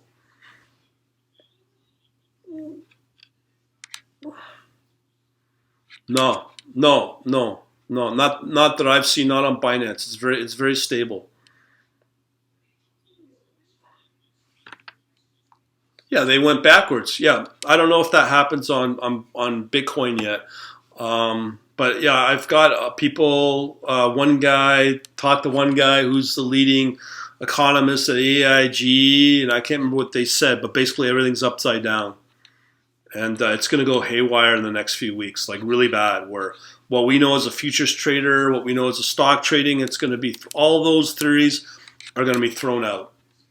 All of it. Yeah. Because things. Go ahead.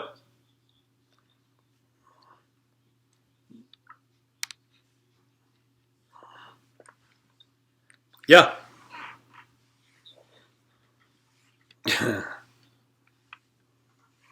Yep.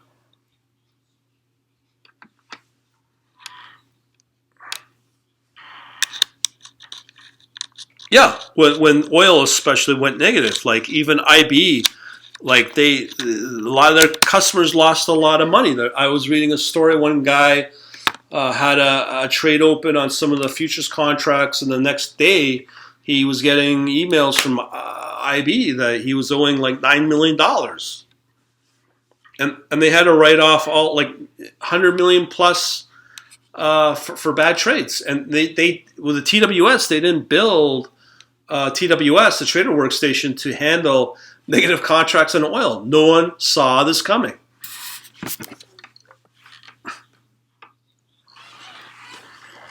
Yeah.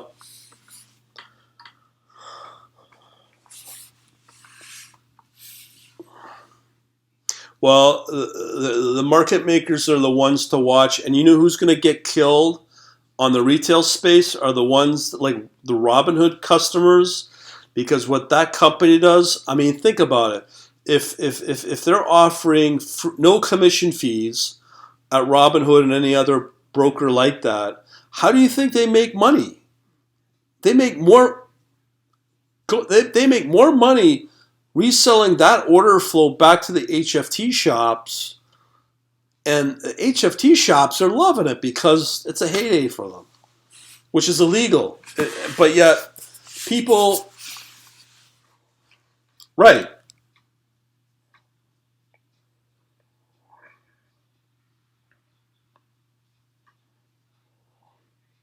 Yes. I mean, how do you think they get away with building multi-100 million plus operations, but yet there's no commission fees? The reason is because they sell the order flow back to the HFT and market maker shops. Dark pools. I don't know who their prime broker is, but it's going to be a lot of the corrupt brokers out there. And somebody's going to get their fingers cut off for it. For sure, they have to. Or they'll do what they did in 08, 09, that they'll just bury it with some other bank. Oopsie, sorry. and they just turn a blind eye to it. And yet, all the suckers that are that are customers of these brokers, like Robinhood, they will get slaughtered. And that's what happened when the crash happened in March. A lot of their customers were not able to get fills because their servers couldn't keep up with the negative order flow that was going through. And possibly, but I just know I think it's just building bad infrastructure for their servers to handle the orders because it overloaded the system. And then now you get interactive brokers now coming back saying, "Hey, we never anticipated negative contracts on oil," and here we are. They, a lot of angry customers at the IB right now, and nobody's. Go ahead. You know,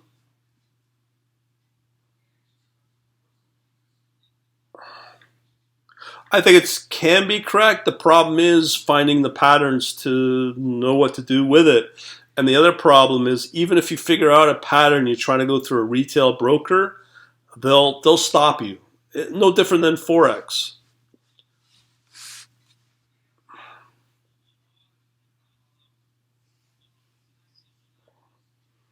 Oh, I see. I know what you're saying. Yeah.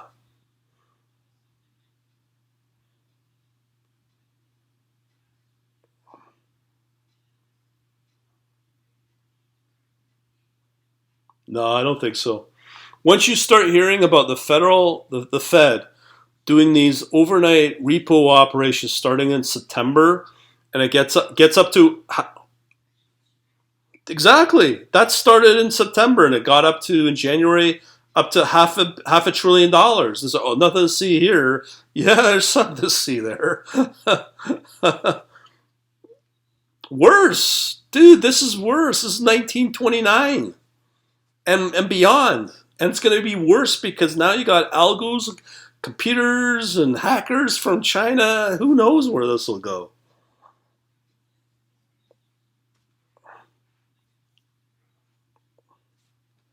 Yeah,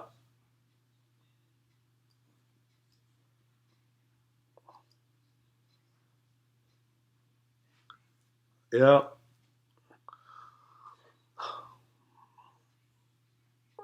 yeah.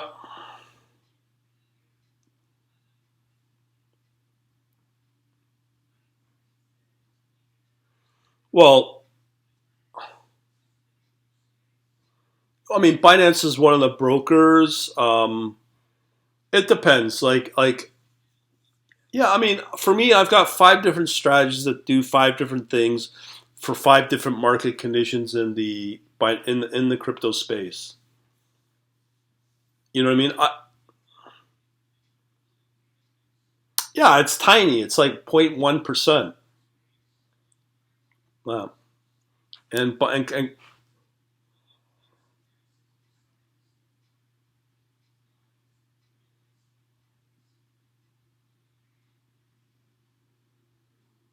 okay,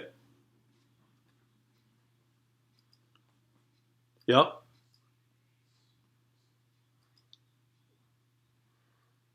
Well, if you're trading on the exchange, you have to have your account in Ethereum on the exchange. It's like very similar to a forex broker, right? You want to trade U.S. dollar, you need to have U.S. dollar in the account within the broker, and you do the same thing with Binance. The only things I'll trade, I'll show you. In Binance, the only things I'm interested in trading, well, will be trading. There's these different markets. So let's say you have the BNB markets. That's a small market. You have Bitcoin itself, and then you have what they call the alternative markets. So you have Ethereum as part of that, and now Binance is moving into all these different fiat markets. So the big ones is USDT. This is the biggest one right now for Binance. And then that's the spot market, and then you can move into futures as well. Sorry. Okay. Yeah, under fiat USDT right here.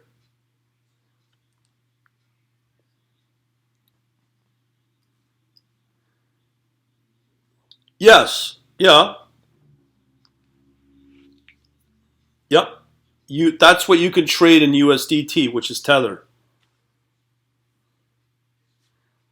So if I go to Bitcoin, all this here, it's all in Bitcoin. So you have to have your capital or your account in Bitcoin, have it ready to go in Ethereum or in USDT. You understand? It's like having a euro, or it's like this for real money. So with Binance, you can now also trade in euro. Euro, you can trade in Nigerian, you can trade in Russian ruble, Turkish lira, South African rand.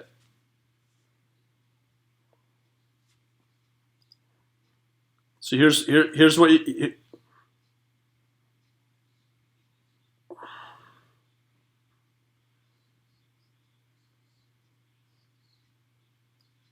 yeah, it's this one right here, USDT.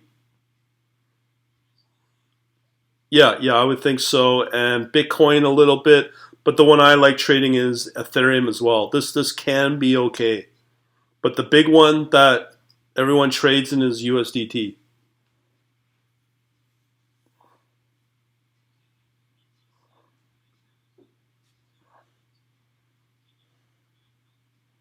Yeah, yeah, you can go all the way to 0.001, three zeros and a one in Bitcoin, which is about $1.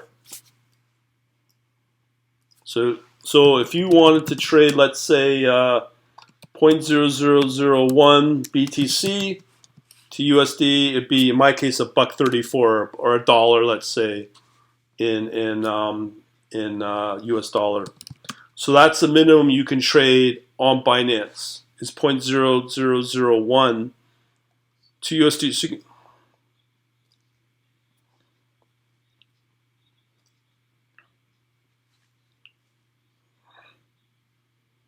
yeah, this right here, USDT, is tethered to the US dollar. Yeah, yeah, you could do that. Yep, yep. But you got to also remember Bitcoin's more volatile, so it affects the pair. Because this is the thing. This is the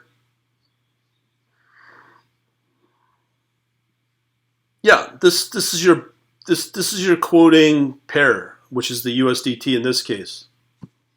They call it, it's a stable coin. That's what they call it because it's tied back to the US dollar, so it's not as volatile as opposed to trading in Bitcoin, right? Because it's so volatile, but therefore they create a stable coin like USDT, which is tethered to the US dollar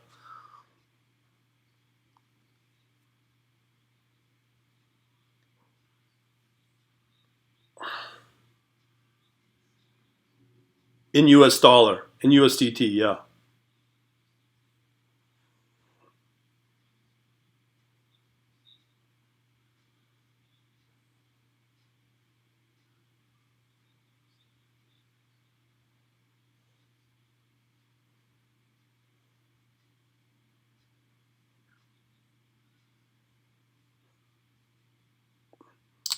Yes and no. It's not gonna. I can't sit here and say it's accurate, but what I can say, it will help minimize potential bad trades going against you.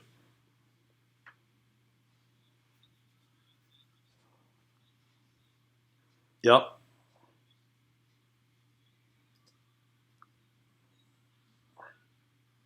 Sure. Yeah. Yeah. Yeah. Yeah. Right. Well, not a blink of an eye. You see it coming if you're watching the tick data, like the futures market at the bid and ask at the sub-second. Because you can do you could do the ratio between the bids and the asks, build a little ratio and see, oh, I have more asks, therefore the price is theoretically going to be driven up as long as that ratio stays strong. Right, right. Yeah, but again, the key though is it has to be real liquidated trades on the exchange or the broker. It's not theoretical, meaning you have a bunch of algos trading through the broker that are putting out fake quotes and then cancel them.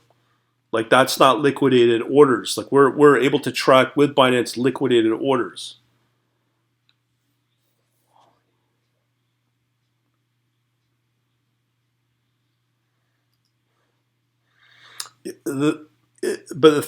but the question is it real or is it theoretical? That's the thing. So if I go under derivatives, under here under the futures, as this comes up, let's say I have BTC USDT, so it will generate my chart for me on real orders. It's not theoretical. That's that. I'm trying to figure out from a chart. They've changed this, but there is depth of market that you can get from this.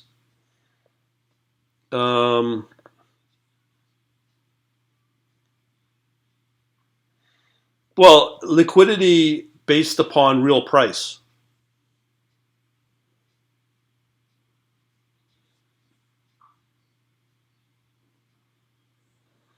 Are you asking about the bid and ask spread? We're Oh, right here. Yeah, they've changed that. I don't know what that might mean. I mean, I could look it up. Uh, like right here, this is what I'm referring to, the depth of the market, right? Because these are my bid and asks, right? So right now it's very stable, and if I get, you can see that there's more asks than bids, right? So you know that the price will get driven up because I have access to the depth of market. And again, this data are real orders, not theoretical. And if it's theoretical, you can have a bunch of bots or whatever fake those out and put a lot of fake quotes in there.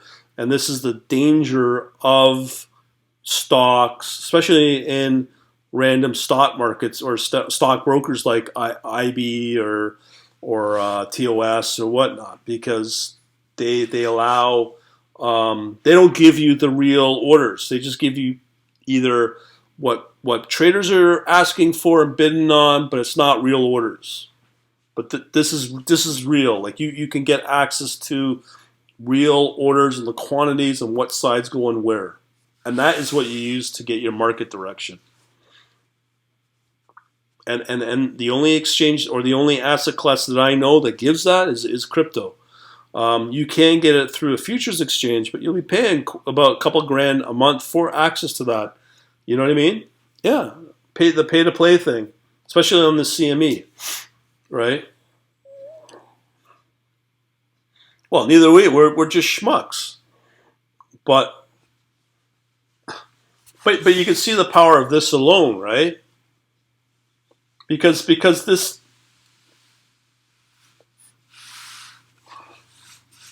yeah.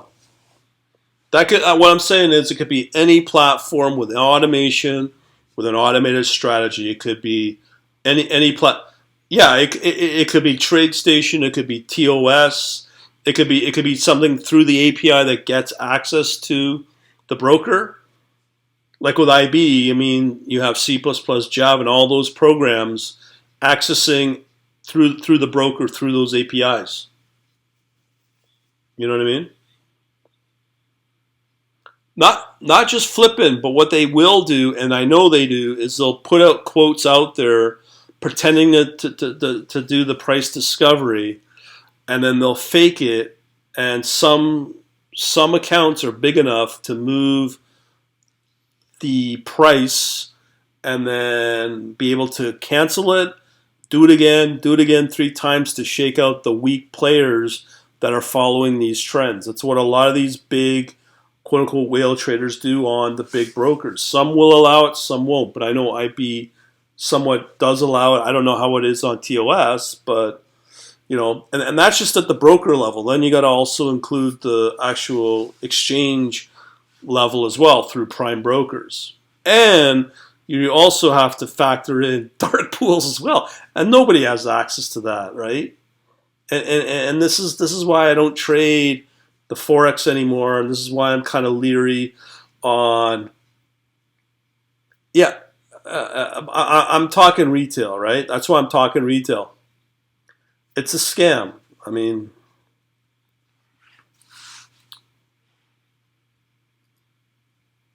you know,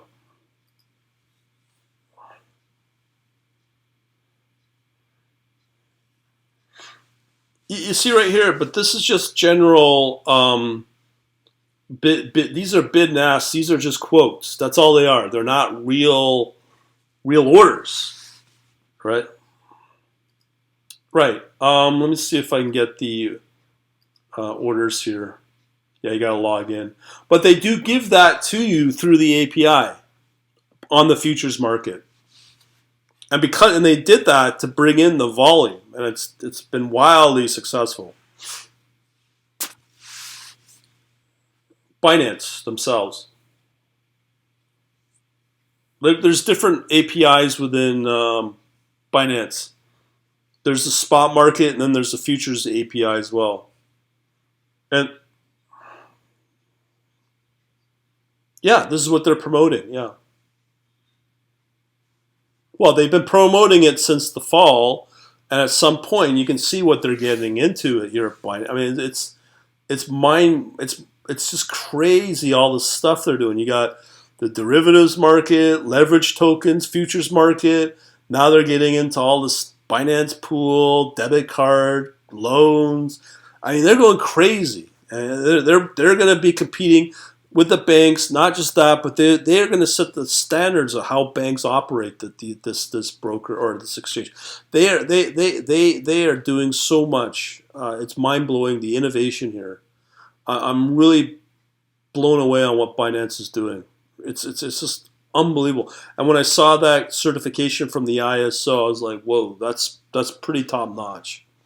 So yeah, it is, and that's specifically just for Binance, not the industry, but for Binance because for them to add that as credibility, they're big enough to bring in a lot of institutional capital, and I know they're doing that at the Asian level because I got this guy out of the UK and he's sending me the odd report, and it's like, you got whale traders going in and out of these big broker or big exchanges in the Asia, transferring 40 million, 100 million, 200 million, quarter billion, and that's all they are doing 24 hours a day. There's big players in this, huge, and it's open. It's transparent. You're not going to know who's doing it, but you can see the quantity. And it's the only asset class of its kind that gives the little guy access to what the big boys do. You know, are you still here? Can you hear me? Okay, sorry about that. But yeah, uh, no, but I'm just telling you. I mean, when I see what Binance is doing, it's pretty mind blowing. I can't keep up with them. Every few months, there's something new coming out of Binance. And from my perspective, it's a shame that the Americans cannot participate, at least not in Binance. Not the same. The volumes are not there, um, and I don't know what to say about that.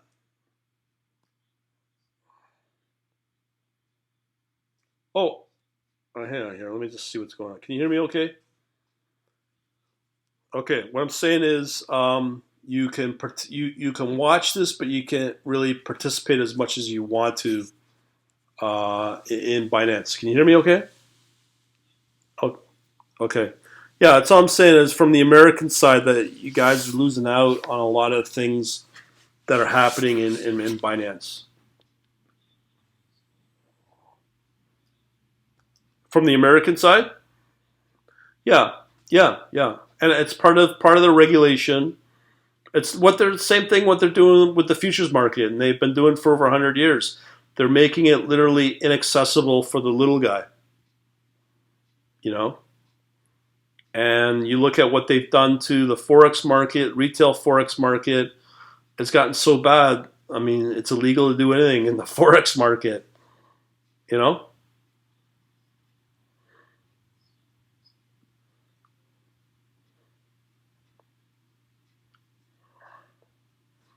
Yeah, and the stock market's controlled too.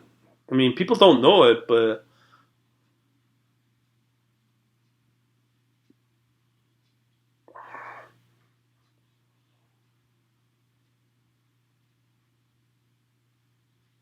Yeah, I think we should end it now. 2.5 hours, one of the longer ones.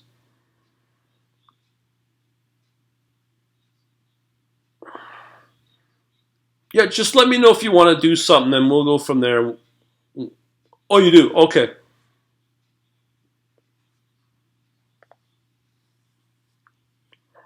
Okay. I think that's a smart choice because right now with the markets the way they are, uh, it's going to get into an unpredictable state, and I think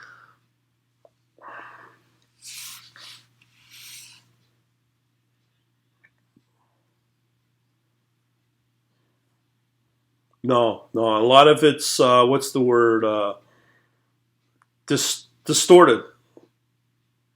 What's it called? Flope. Oh, I see. Well, it's disconnected and distorted right now, and all the traditional. I mean, look at gold. It's when you think gold will be spiking right now, it's barely moving. You know? Yeah, yeah. Especially for March. Yeah, it's barely moved, and everybody's lined up their trades with gold, and it's like you've gotten very little performance. But with Bitcoin, I think it's up. I mean, I was up 30% in March. You know, and when the markets were going crazy, the big crypto pairs were not going anywhere. But if I showed you like let me pull up TradingView here and show you Tezos as an example. Um, there's been two pairs that have been doing absolutely incredible. One called Tezos XTZ USDT, let's say. So that should bring up my Binance here. There it is. And I'll show you like year to date. It's just been these are unknown pairs that I mean, yeah, look at that. A buck, 67 cents gone up all the way up to 350, right? And then here in March from a buck 36 to $3. So it has doubled during that scary time, and as well as the link as well is another one that's done pretty good too. Now there's other pairs that I'm seeing that are kind of moving, but the performance is just not as stable. But you see here again, you're at $2 March 15th all the way up to $4, right? So that run up there, that's smart institutional capital in Asia knowing exactly what's going on, and they know exactly where to go. And some say it's manipulated. If it is manipulated, that's fine. I'll take the manipulation. I just ride up the price as well to double. I mean, go ahead. Yeah, right about here. Yeah, and it went up to 450. Three times the performance. It's amazing. And there's other pairs out there. I still haven't seen them yet, but there are pairs that are doing quite well. They're just the volume's not getting in, is not pushing it up. But these two pairs have been the all stars so far for the year, and they've been more than outperforming Bitcoin. That's for sure. Yeah, yeah, it was good. Yeah, it was great. Did I get all the questions answered, Mr. Lance? Cool. All right. So yeah, let me know how you want to proceed, Mr. Zentoro. Okay.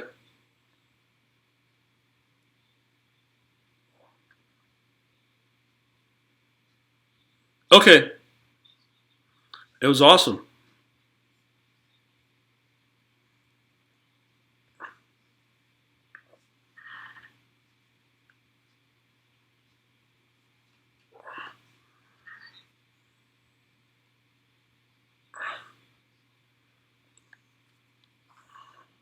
A little bit. Yeah, Gordon's no longer on here. He had a drop off. Yeah. Yeah.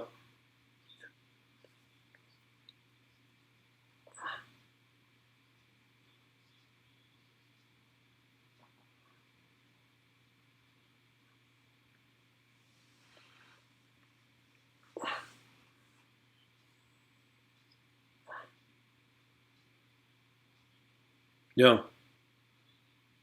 Yeah, if you want, yeah, just get in touch with me and we'll go from there.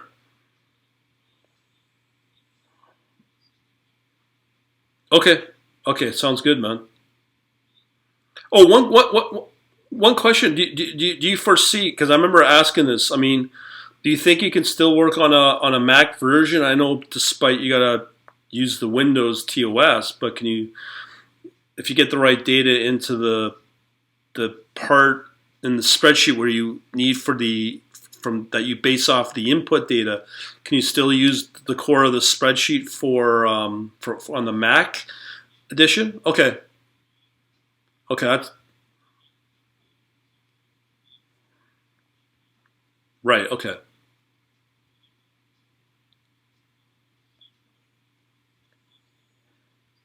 right. And do check out the XLQ and let me know what you think.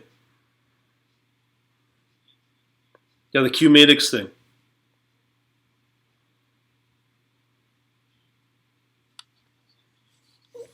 the one I showed you with the technical analysis stuff. Let me see if I have it still here. Yeah. Let me just see. I had it here. Qmatix.com.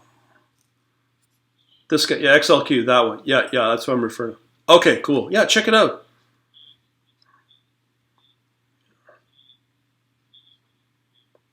No, I know. That's why I'm only giving you one thing. Yeah, no worries.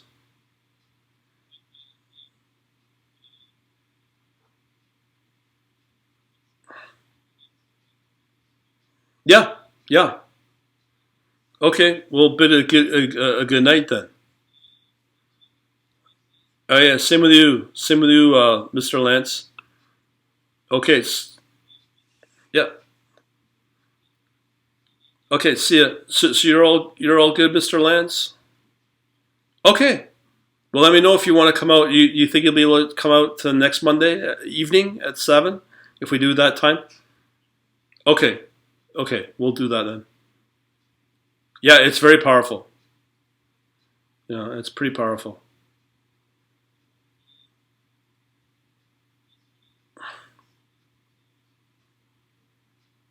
Yeah.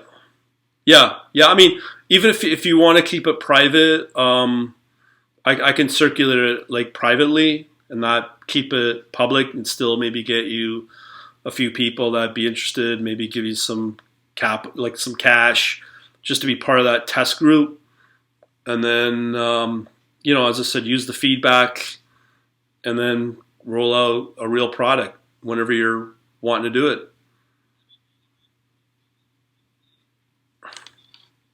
Yeah, sure. Yeah, and I can put it up. You're on my private chat server as well, I think, aren't you? I think yeah, you're on that, so yeah, we can communicate through that as well. Okay, we're trying. All right, okay, I'll end this broadcast. Take it easy. You have a good night, Mr. Lance, too, as well. See you, Zentor. No problem. Yeah, it'll be good. Okay, man. Take it easy, eh? Have a good night. I'll say bye to you as well, Mr. Lance. Thanks for coming out, too, eh? Okay, I'm going to leave the meeting now and end it all. Thanks for coming out. Talk to you later.